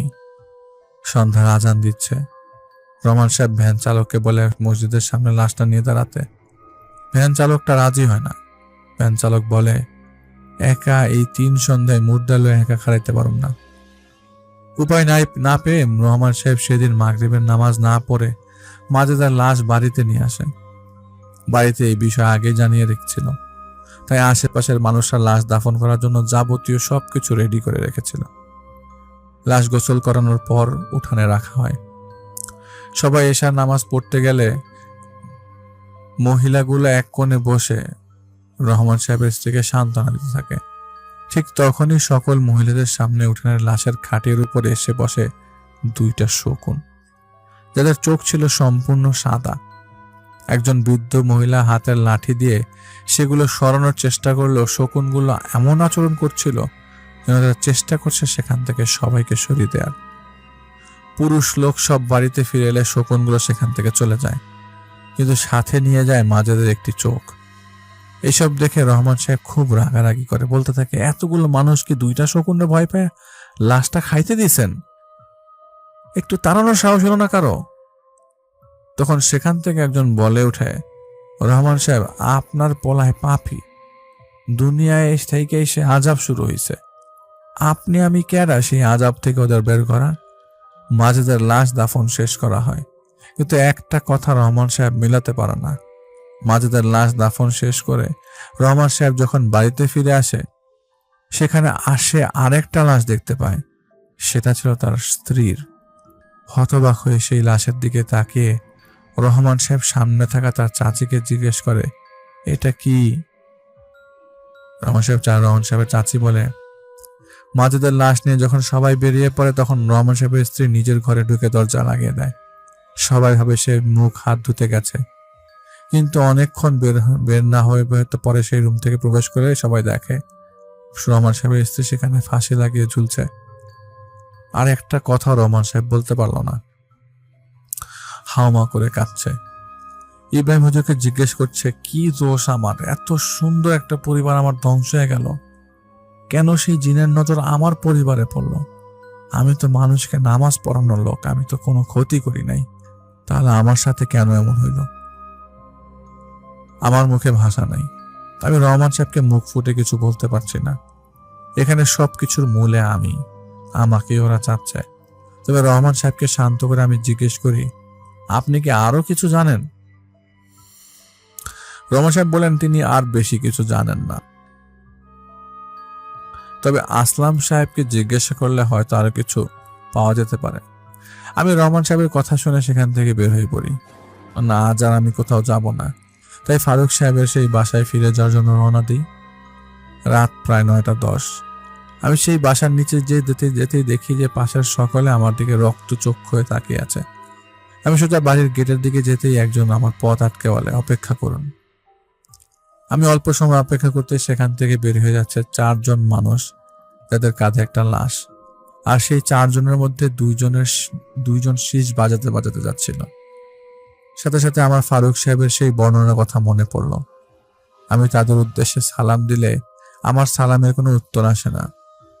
দ্বিতীয়বার সালাম দিলে আমার সালামের উত্তর আসে না। তৃতীয়বার আমি বলি, আর এক পা সামনে দিলে পরিণতি ভালো হবে না, এখানেই দাঁড়ান, কার লাশ নিয়ে যাচ্ছেন?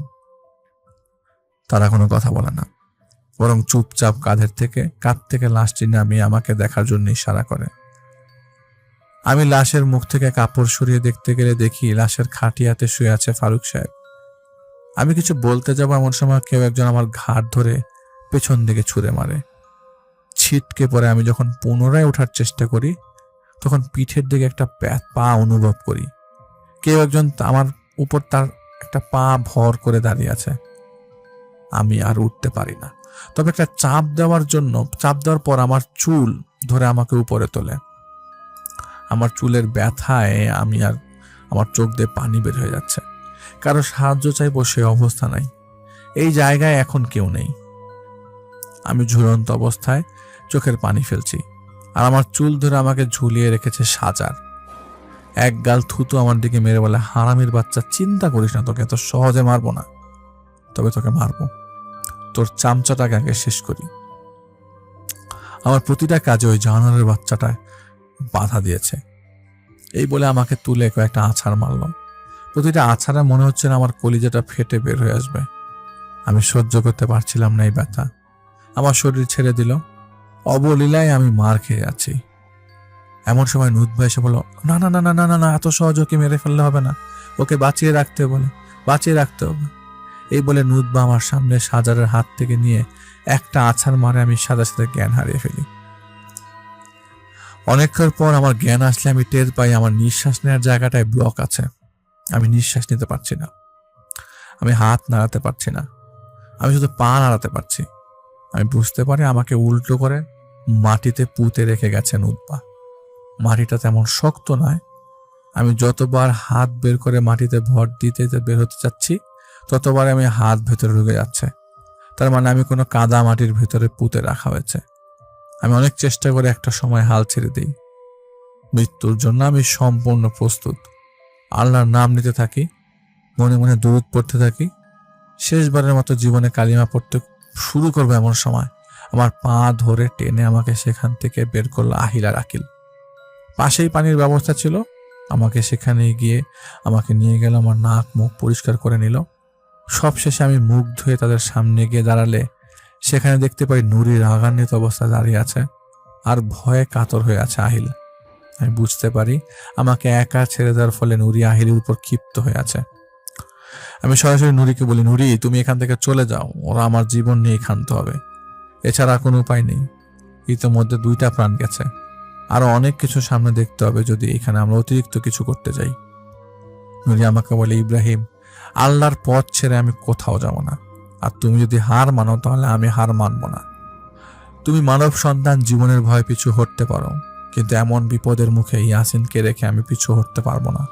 আমাকে আমার রবের কাছে জবাব দিতে হবে। আমি নুরির কথা শুনে বুঝতে পারলাম সে কিছুটা বিরক্ত বোধ করছে আমার কথা শুনে। সে কখনই মেনে নিবে না আল্লাহর নামে কোনো কাজে নেমে সেখান থেকে ফিরে আসতে।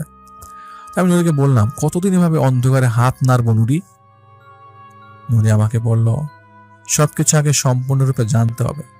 সময় অনেক কাছে এসে গেছে। তুমি কাল থেকে আগামী 14 দিন ওই বাসা থেকে শুধু নামাজ পড়বে।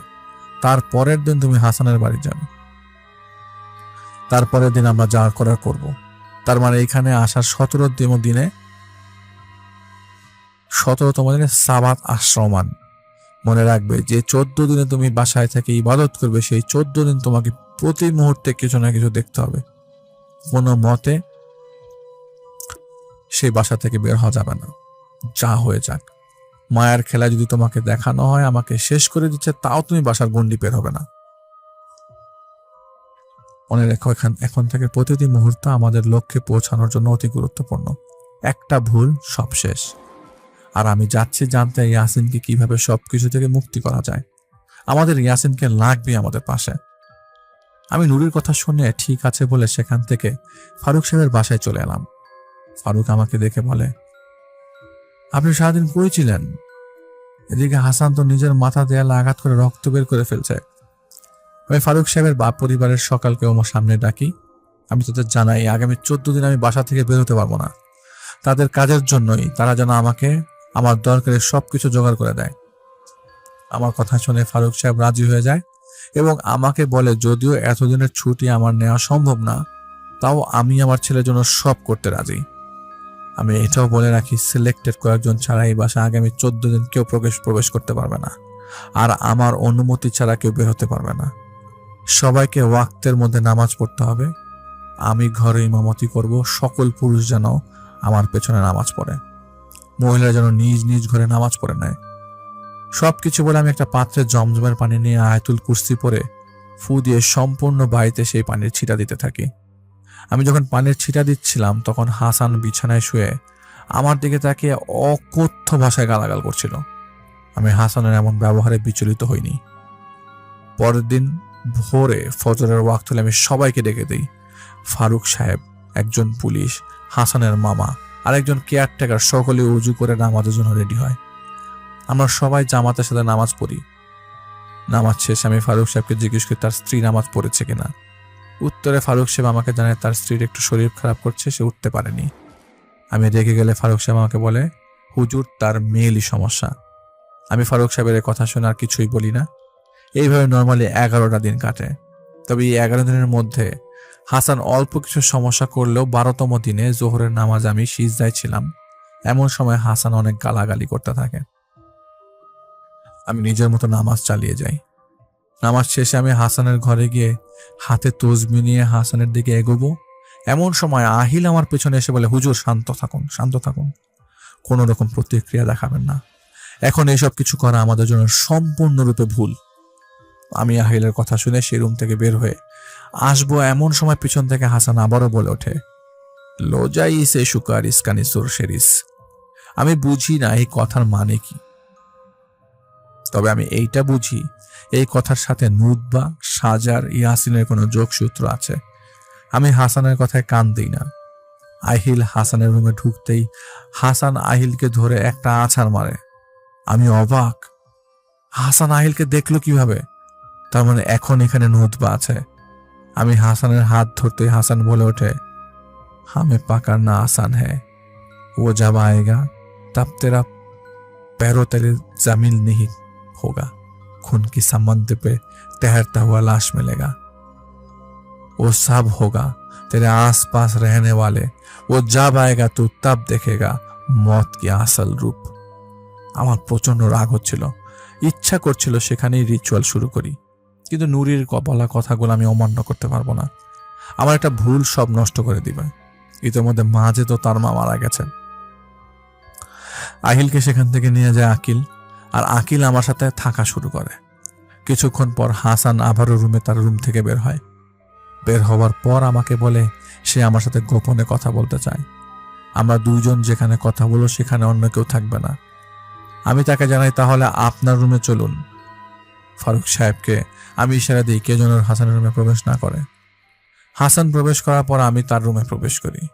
এরপর আকিল সেই রুমে প্রবেশ করতে যাবে। এই সময় হাসান বলে, আমি বলেছি কেউ প্রবেশ করতে পারবে না, তার মানে সে আদম সন্তান হোক আর জিন জাতি হোক, কেউ না। আমি আকিলকে ইশারা দিয়ে প্রবেশে বাধা দিলে আকিল আমাকে বলে, হুজুর এত বড় ঝুঁকি নেবেন না, ওদেরকে বিশ্বাস করা ঠিক হবে না। পরক্ষণেই হাসান বলে ওঠে, এই হারামির বাচ্চাটা মারতে একা রুমে আনতে হবে না। আমি রুমে যাওয়ার পর হাসান আমাকে বলে, আয় তোকে একটা গল্প শোনাই। আমি তাকে বললাম, হ্যাঁ আমিও শুনতে চাই। হাসান বলে, এক গ্রামে একটা মেয়ে ছিল। মেয়েটার নাম ছিল হুজাইফা। মেয়েটার মানসিক সমস্যা ছিল, কিন্তু আর্থিকভাবে মেয়ের পরিবার কিছুটা সচ্ছল। তার বাবার একটা ব্যবসা ছিল, সেখানে কাজ করতে একটা ছেলে, যে সবসময় সেই মেয়ের বাবার কথা সবসময় শুনত।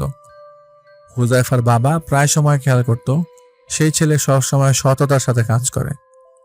হুজাইফার বাবা সেই ছেলেটাকে একদিন নিজের কাছে ডেকে হুজাইফাকে বিয়ে করার প্রস্তাব দেয়। সেই ছেলে কিছু না ভেবে বিয়ে করতে রাজি হয়। কয়েকদিন পর বিয়ে হয়ে গেলে সেই ছেলে হুজাইফাকে নিয়ে সেখান থেকে চলে যায় নিজের গ্রামে। যাবতীয় খরচ তার বাবা সেই ছেলেকে প্রতি 10 দিন অন্তর অন্তর পাঠিয়ে থাকে। ছেলেটা যেদিন টাকা গ্রহণ করতো তারপর 8 দিন হুজাইফার বাবার সাথে কোনো যোগাযোগ করতো না।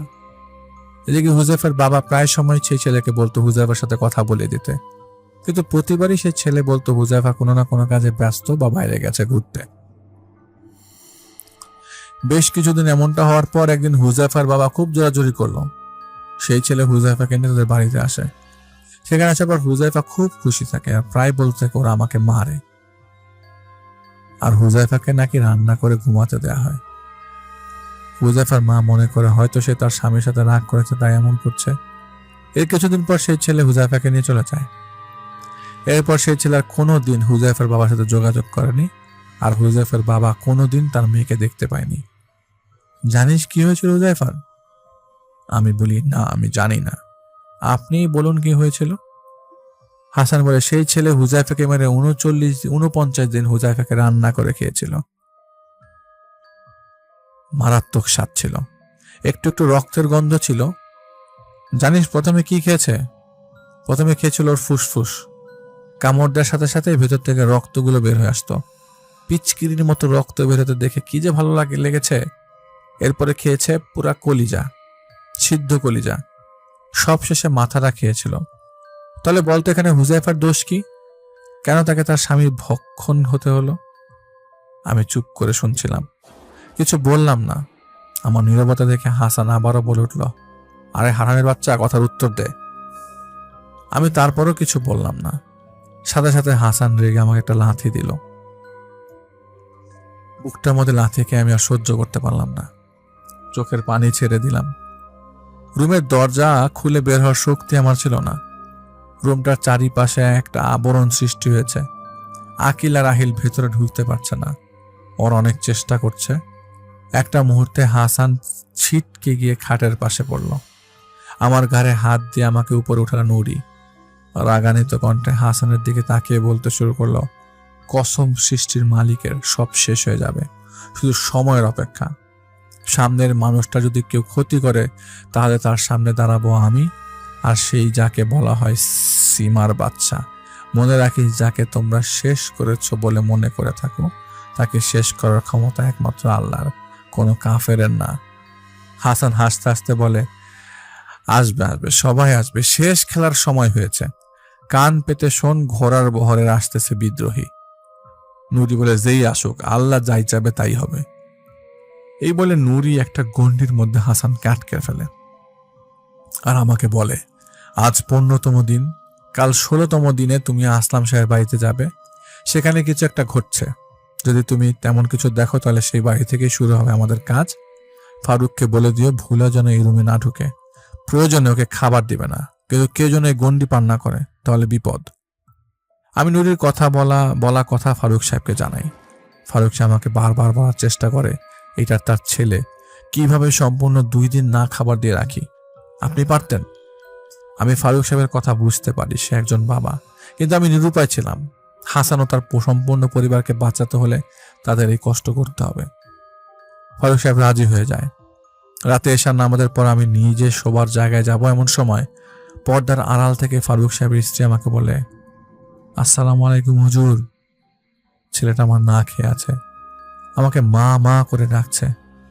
কতক্ষণ নিজ সন্তানের ডাক শুনেও না শোনার ভান করি। আমাকে সেই ঘরে যাওয়ার অনুমতি দিন একবার।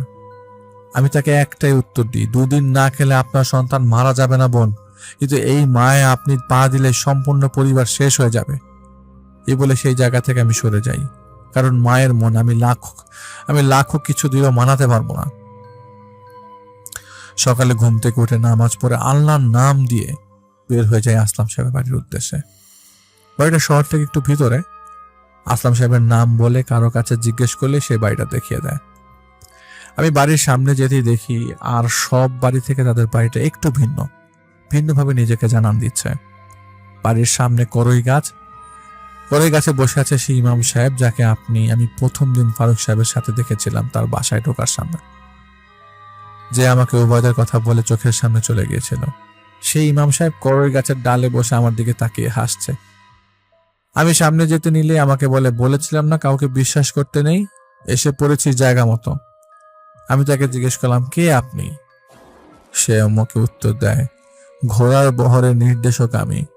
বহরের ঘোড়া আমার নির্দেশই তাদের গতিপথ বদল করে। আমি শাহজাহানের সেনাপতি। আমি বলি, হাসাইলি আমারে, যার নিজের কোনো স্থান নেই সে আবার সেনাপতি। শাহজাহান নিজেই তো রাজ্য হইতে বিতাড়িত। সাথে সাথে আমাকে বলে, প্রহরীরা সবাই এখন জাগ্রত, শুধু হুকুমের অপেক্ষায়। সামনের শত্রুদের ছিঁড়ে ফেলার হুকুম আসবে, জয় আমাদের হবেই।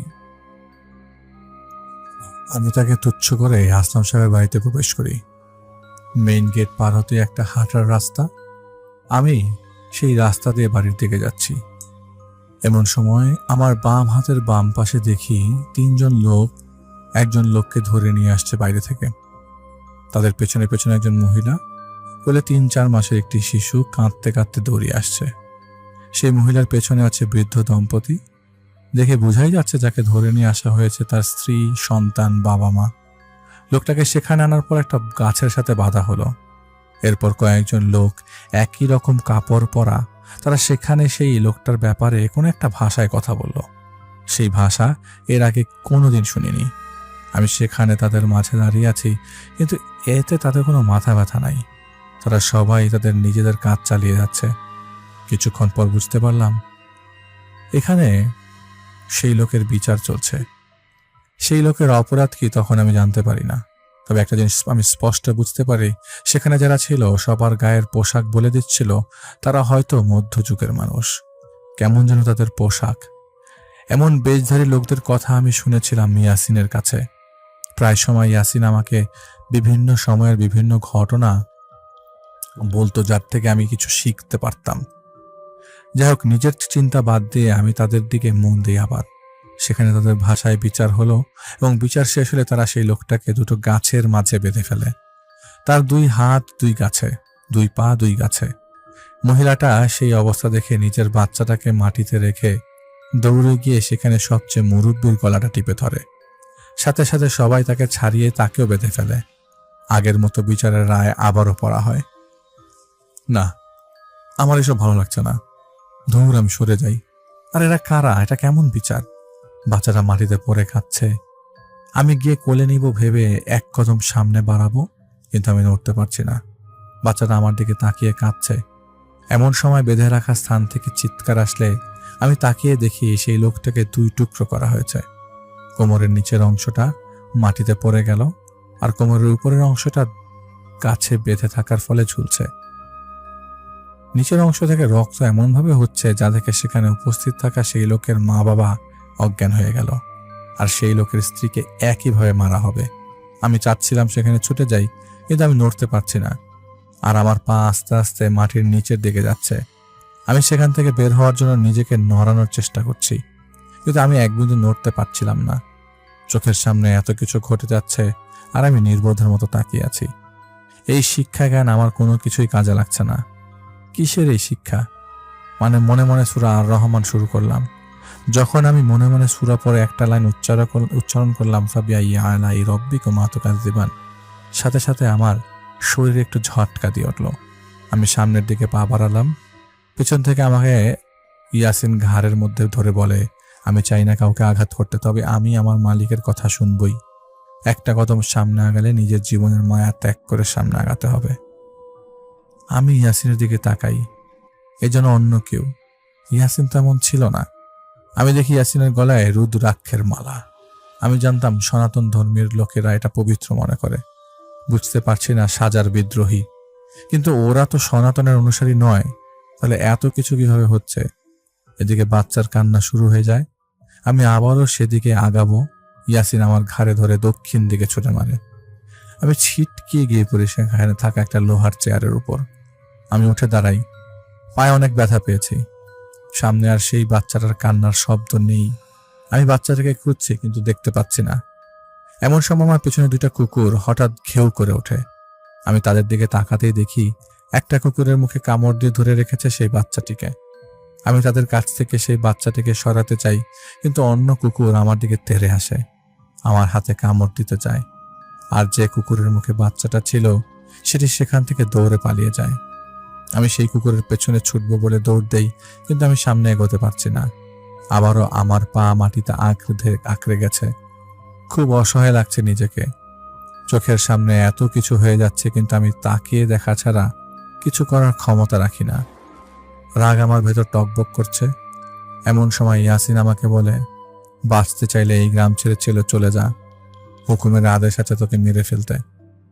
আমি সেই আদেশ নিয়ে তোর কাছে এসছি। সেনাপতি তোর মরার অপেক্ষায় আছে। তুই মরলেই সেনাপতি আমাকে তার সেনাদলের সবচেয়ে শক্তিশালী সেনা ঘোষণা করবে। আমি বললাম, হুকুমকে? ইয়াসিন বলে, সাজার। আমি বললাম, আল্লাহর পথ ছেড়ে এখন শয়তানের অনুসারী হয়েছে ইয়াসিন। তুমি মোহতে আছো, তোমার মোহ কাটবে, কিন্তু সেদিন তুমি অনুতপ্ত ছাড়া কিছু করতে পারবে না। আমার এই কথা শুনে ইয়াসিন ক্ষিপ্ত হয়ে আবারও ঘাড়ে ছুঁড়ে মারে। আমি মাটিতে পড়ার সাথে সাথেই আমার আশেপাশের পরিবেশ আমারও বদলে যায়। এসব বারবার আর ভালো লাগছিল না। মনে হচ্ছে আমি কারো সমস্যার সমাধান করতে আসিনি, এখানে আমি নিজেই পজেসড। আমি উঠে দাঁড়াতে আসলাম সাহেব আমাকে বলে, কি মিয়া, কতক্ষণ ধরে ডাকতেছি, কানে যায় না? 20 মিনিট ধরে গেটের সামনে এসে দাঁড়ায় মূর্তি হয়ে গেছেননি। আমি আশেপাশে তাকিয়ে দেখি সেখানে তেমন কিছুই নেই যা আমি এতক্ষণ দেখছিলাম। আমার চারিপাশে সবকিছুই স্বাভাবিক। পেছনে ঘুরে দেখি সেই করই গাছের নিচে বসে আছে সাজারের সেনাপতি, যে প্রথম দিন আমার কাছে ইমাম সেজে এসেছিল। আর তার পায়ের সামনে কুকুরের মতো বসে আছে ইয়াসিন, জিব্বাটা বের করে কুকুরের মতো তার অনুগত প্রকাশ করছে। আমি সেখান থেকে চোখ সরিয়ে নিই, নিজের কাজে মন দিই। এবার বাড়ির ভেতর ঢোকার সময় আমি লক্ষ্য করি বাড়ির সবকিছুই কেমন ভ্যাপসা। আমি বাড়ির ভেতরে ঢুকে সম্পূর্ণ বাড়ি ঘুরে দেখি। আমি আসলাম শাহকে বলি, আমাকে সেই ঘরটা চিনিয়ে দিন যেখানে হাসান থাকতো। আসলাম শাহ আমাকে সেই ঘরটা দেখিয়ে দিল। আমি ঘরের মধ্যে ঢুকে সম্পূর্ণ ঘরটা দেখতে দেখতে জানালার দিকে তাকিয়ে দেখি, কারণ সেখানে দাঁড়িয়ে ছিল সেই অবয়বটা যাকে আমি দেখেছিলাম রহমান সাহেবের বাড়িতে মাজাদের ঘরে। এটাকে আমি ফারুক সাহেবের ঢাকার বাড়িতেও এক ঝলক দেখেছিলাম। আমি তাকে দেখে বুঝতে পারলাম সে আমার সকল খবর সাজারকে দিচ্ছে, তার মানে সে আমাকে ফলো করছে। আমি সাথে সাথে দোয়া পরে ওটাকে আটকে ফেলি। আমি তাকে সেখানে আটকিয়ে রুম থেকে বের হয়ে আসলাম এবং আসলাম সাহেবকে বলি, আমাকে একটা কেচি দেন। আসলাম সাহেব তার বাড়ির কাজের লোককে ডেকে বলে সেজন্য আমাকে দ্রুত একটা কেচি এনে দেয়। সে লোকটা একটা কেচি এনে দিতে আমি সেই কেচিতে দোয়া পরে সেই রুমে আবার প্রবেশ করি। আমার হাতে কেচি দেখে সে অবয়বটা বুঝতে পারে আমি কি করতে যাচ্ছি। কান্নাকাটি শুরু করে, আমাকে বলে, এমন কোনো কদম বাড়াইস না যার জন্য হাসান আর তার সম্পূর্ণ পরিবার ধ্বংস হয়ে যায়। আমি তাকে বলি, তোকে সেদিন আমি দেখে আমি বুঝতে পারছিলাম তোর কি নষ্ট হলো তুই সেই ছবি। আমি চাই না তোকে মেরে ফেলতে, তুই সাজারের জন্য কি কি কাজ করেছিস আমাকে সম্পূর্ণ বল, বলে আমি তোর চুল কেটে দিব। অপটা আমাকে বলে, তুই আমাকে মেরে ফেল, কিন্তু আমি কিছু বলতে পারবো না। মুদবার আমাকে এমনি তো ছাড়বে না, আমার বংশ সহ শেষ করে দিবে। তুই একটা কাজ কর, আমাকে মেরে ফেল, তুই মারলে আমি একাই মরবো, কিন্তু আমি কিছু বললে আমার সম্পূর্ণ বংশ শেষ হয়ে যাবে। আমি বললাম, না, আমি তোকে মারবো না, তোর চুল কেটে দিব, তুই থাকবি অবহেলিত হয়ে। এই কথা বলে যেই আমার চুল ধরি সেই মুহূর্তে অবয়ব বলে, দেখ ইনসান, আমার এই ক্ষতি করিস না, আমি শুধু একজন গুপ্তচর, আমি কোনো দলের নই। আমি বলি, তাহলে ভালো মতো সবকিছু বলা শুরু কর। অবয়বটা বলে, আমি জানি না এখানে কি হচ্ছে, তবে তোর উপর নজর রাখতে বলা হয়েছে আমাকে, আমি সেই কাজে নিযুক্ত আছি। তুই একটা কথা মনে রাখিস, তুই যাদের সাথে আছিস তাদের মধ্যে একজন না 2 জন পজেসড, সেটা তুই কাল জানতে পারবি। আর হ্যাঁ, আজ রাতে শেষ হবে 17 দিনের যজ্ঞ। আমি বললাম, কিসের যজ্ঞ? অবয় বলে, এই যজ্ঞ তোদের শেষ করা, সম্পূর্ণ জাতি তোদেরকে শেষ করার জন্য 1001 জনের বলি দিয়েছে। আমি বলি, এত বলি কিভাবে একসাথে কিভাবে হয়েছে? অবয় বলে, বলি একসাথে দেওয়া হয়নি, বলি দেওয়া হয়েছে দীর্ঘ 51 মাসে। এই প্ল্যান আজকে থেকে না, ওবায়দকে ওরা শেষ করার জন্য সম্পূর্ণরূপে প্রস্তুত। ওরা চায় তোকে বিভ্রান্ত করে আবারও কোনো ভুল করতে, আর সেটাই হবে ওদের শেষ আঘাত। এই বলে সে কান্নাকাটি করতে থাকে আর বলে, আমাকে ছেড়ে দে। আমি তাকে সাবধান করে সেখান থেকে যেতে দেই, কারণ আমি তাকে কথা দিয়েছিলাম সে যদি আমাকে বলে তাহলে আমি তাকে ছেড়ে দিব। সে সেখান থেকে চলে গেল। আমি সেই রুমে কিছু অদ্ভুত জিনিস দেখতে পেলাম, যার মধ্যে ছিল একটা শিশুর কাটা মাথার খুলি একটা ট্রাঙ্কে রাখা। আমি আসলাম সাহেবকে ডাকি রুমে। আসলাম সাহেবকে জিজ্ঞেস করলাম, এটা এখানে কিভাবে এলো? আর হাসান এখান থেকে যাওয়ার পর কি কেউ রুম পরিষ্কার করেনি? আসলাম সাহেব আমাকে জানায়, সেখান থেকে সেদিন রাতে ফারুক সাহেব হাসানকে নিয়ে যাওয়ার সময় আসলাম সাহেবকে ফোন দেয়। ফারুক সাহেব কোনোদিন রাগান্বিত হয়ে কথা বলেনি আসলাম সাহেবের সাথে, কিন্তু সেদিন ফোন দিয়ে খুব রাগারাগি করে। কারণ সেদিন ফারুক সাহেব হাসানকে যে পরিস্থিতিতে পায়, কোনো বাবার পক্ষে সেটা মেনে নেওয়া সম্ভব না। ফারুক সাহেব নিহাত একজন ভালো মানুষ, তাই সেখানে মাজাদকে কিছু বলে না। সে শুধু হাসানকে নিয়ে সেখান থেকে চলে যায়, আর ফোন দিয়ে আসলাম সাহেবকে জানায় ফারুক সাহেব কি কি দেখেছে সেখানে। এরপর আসলাম সাহেব সকালে তার বাড়ি থেকে 2 জন লোক পাঠায় মাজেদকে ধরে আনার জন্য। মাজেদ সেখানে এলে তাকে বাগানে একটা নির্দিষ্ট গাছে বাঁধা হয়। তার কাছে জিজ্ঞাসা করা হয় আসলে সে হাসানের সাথে কি কি করেছে। তো সেখানে কয়েকটা বেতের বাড়ি খাওয়ার পরও মাজেদ হাসতে থাকে। সবাই বলে মাজেদ পাগল হয়ে গেছে, তাই তাকে ছেড়ে দেওয়া হয়েছিল। এরপর কয়েকদিন মাজেদ আসলাম সাহেবের বাড়িতে আসে। সে সোজা হাসানের থাকার ঘরে প্রবেশ করতে চায়, কিন্তু বেশ কিছুদিন প্রবেশ করতে দেওয়া হয়নি। সে বারবার বলতো যে তার হাসানের কিছু জিনিস আছে, সেগুলো দিয়ে দিলেই সে চলে যাবে, আর বিরক্ত করতে আসবে না। কয়েকদিন এভাবে বিরক্ত করার পর আসলাম সাহেব একদিন বাড়ির কাজের লোককে বলে মাজেদকে সে রুমে ঢুকতে দিতে। রোজ রোজ এমন পাগলের প্রলাপ ভালো লাগে না। তারপর মাজেদকে বলা হয় যা আছে দ্রুত নিয়ে চলে যা, কিছু চুরি করার চেষ্টা করলে বিরাট শাস্তির মুখে পড়তে হবে। তারপর নাকি মাজেদ একটা ছালার বস্তা নিয়ে এসে কিছু জিনিস নিয়ে যায়। মাজেদ যে সেই রুম থেকে বের হওয়ার সাথে সাথেই একজন রুম চেক করে কিছু দামি জিনিস নিয়ে গেল কিনা দেখে। সবকিছু ঠিকঠাক দেখে সেই লোক রুমটা বন্ধ করে দেয়। তারপর আজকেই খোলা হয়।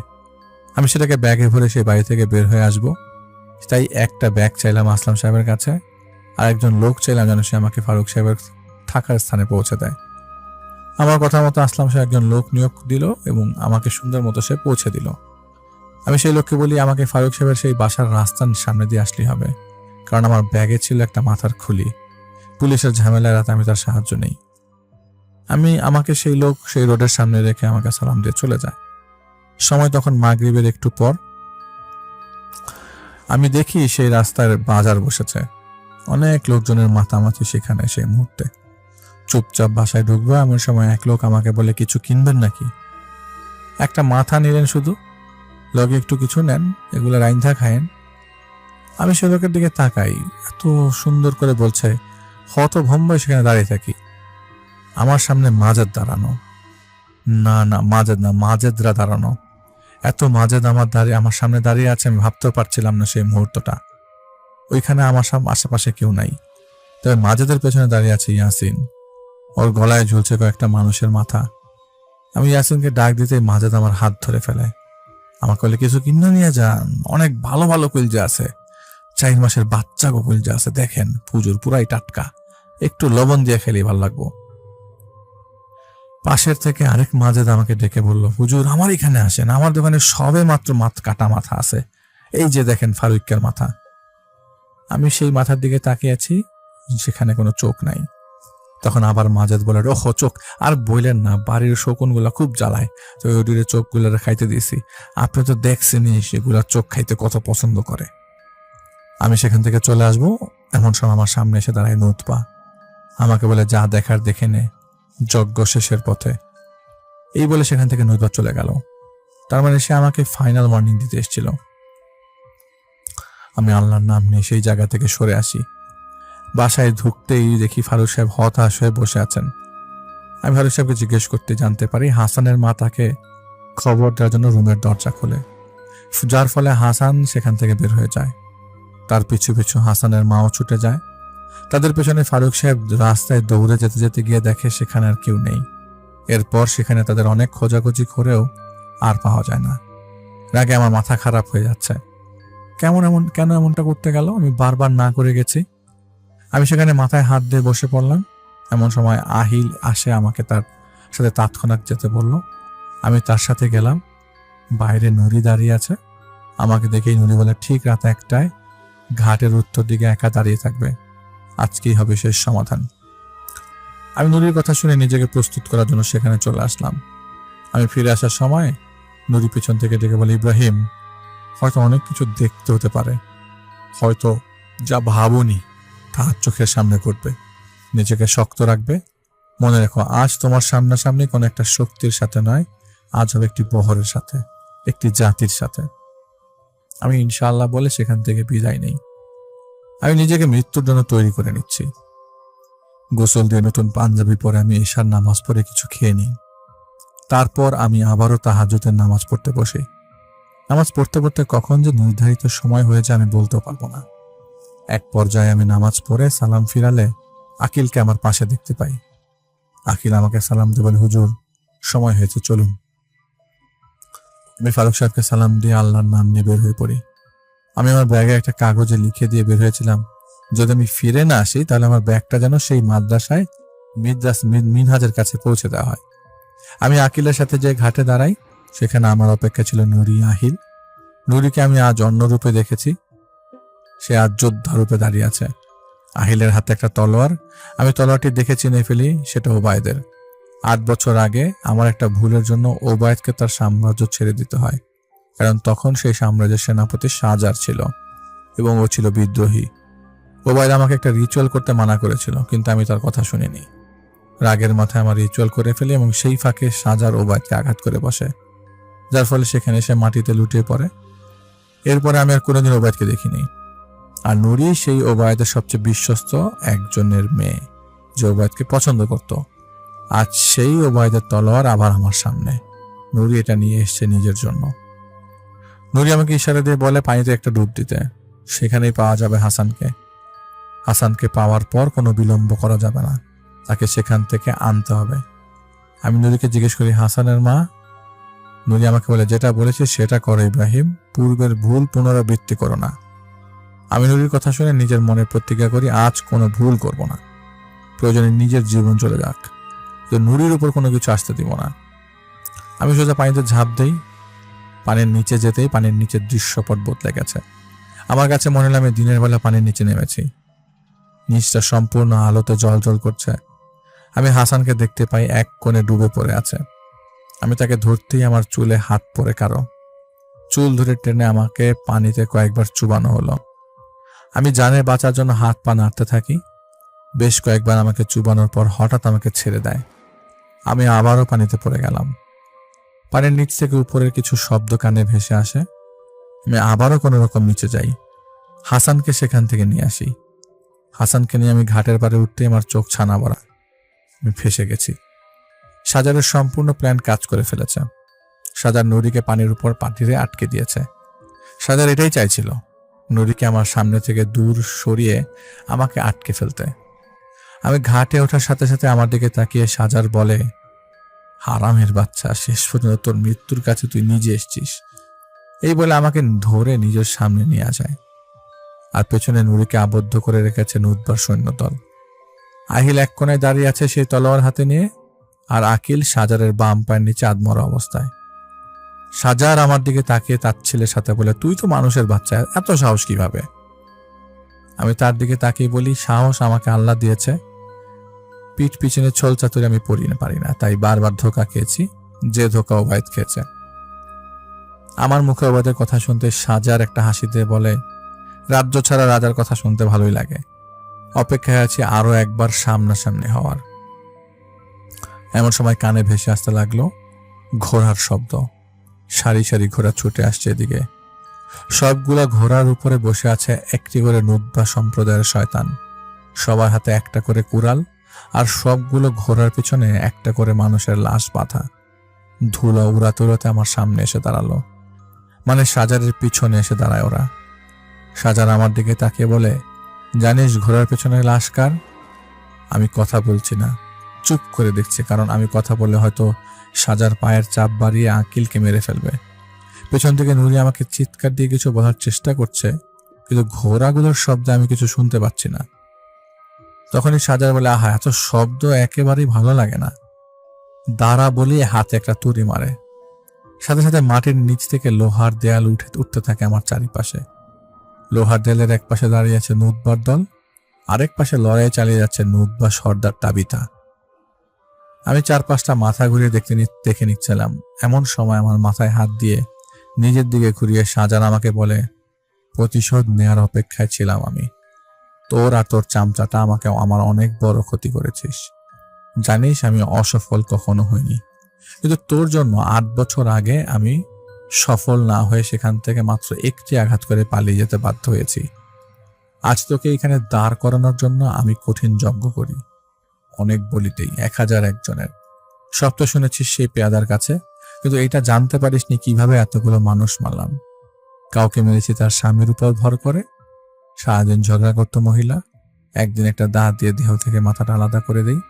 কাউকে মেরেছি রাস্তায়, চলন্ত গাড়ির সামনে কখনো বাচ্চা আবার কখনো বৃদ্ধ সেজে দাঁড়িয়ে যেতাম, আর গাড়ি তার নিজ নিয়ন্ত্রণে হারিয়ে ফেলতো। কাউকে মেরেছি তার সন্তান দিয়ে, সন্তানের মাথায় ঢুকিয়ে দিয়েছিলাম সম্পত্তির লোভ। কাউকে মেরেছি তার স্ত্রীকে দিয়ে, নাজায়েজ সম্পর্কের জেরে স্ত্রী হত্যা করে তার স্বামীকে। নিজের লক্ষ্যে আমি পৌঁছেছি তিল তিল করে, আর সেই লক্ষ্য কিনা তোর মতো একজন মানুষের জন্য শেষ হয়ে যাবে? না না, এটা হতে দেওয়া যাবে না। তোর চারিপাশে আমি জাল বিছিয়ে তোকে এখানে দাঁড় করিয়েছি। এই বলে আকিলকে একটা লাথি দিয়ে সেখান থেকে দূরে সরিয়ে দেয়, আর আমার বুকের মধ্যে একটা লাথি মারে সাজার। আমি ব্যথায় মা বলে চিৎকার দিয়ে উঠি। আমার কেউ নেই, জন্মের সময় মাকে হারিয়েছি, সেই মাকে আজ ব্যথার যন্ত্রণায় ডাক দিই। সাজারের লাথির বেগে আমি লোহার দেয়ালে গিয়ে বাড়ি খাই। আবার ওঠার চেষ্টা করলে উপর থেকে ধুম করে পড়ে ইয়াসিন, হাতে আগুনের বেরি, রক্তাক্ত অবস্থায় ইয়াসিন মাটিতে পড়ে আছে। সাজার আমার সামনে আসছে, পথে ইয়াসিন শুয়ে আছে। সাজার ইয়াসিনের বুকের উপর একটা পা দিয়ে সোজা আমার দিকে এগিয়ে আসে। হাতে থাকা একটা গাছের ডাল দিয়ে সাজার আমার কোমর একটা বাড়ি দেয়। ইয়াসিন তা দেখে জোরে জোরে হাসতে থাকে। আমি বুঝে যাই নুতবার মায়ার জাদু এখন ইয়াসিনের মধ্যে আছে। আমি সাজারকে বলি, আমাকে মারতে হয় তো মেরে ফেলেন, ইয়াসিনকে ছেড়ে দেন।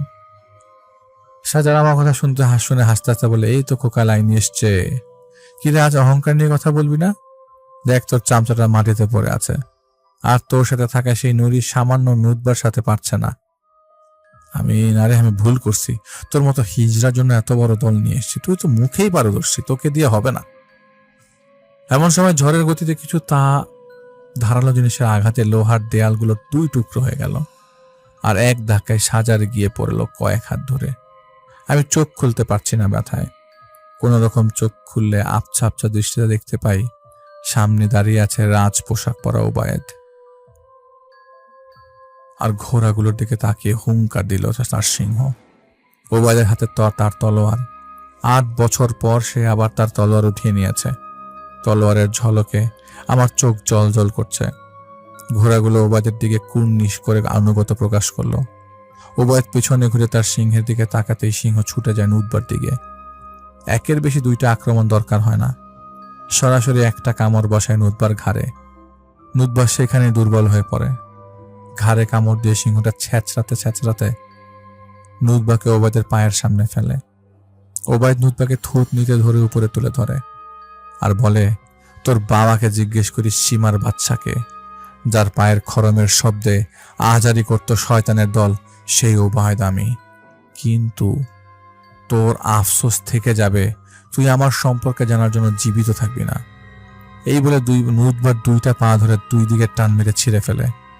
ধোয়ার মতো বিলীন হয়ে যায় নুতবা। অন্যদিকে সাজারের দিকে তাকিয়ে চুপ করে দাঁড়িয়ে রয় ওবায়েদ। একটা সময় আমাকে বলে, অসম্পূর্ণ কাজ শেষ করো ইব্রাহিম, তুমি আবারও সেই কি একই ভুল করছো। আমি ওবায়েদের কথা শুনে হাসানকে একপাশে বসিয়ে তার উপর জমজমের পানি ছেটানো শুরু করি, আর আকিলকে ধরে পাশে নিয়ে আসে আহিল।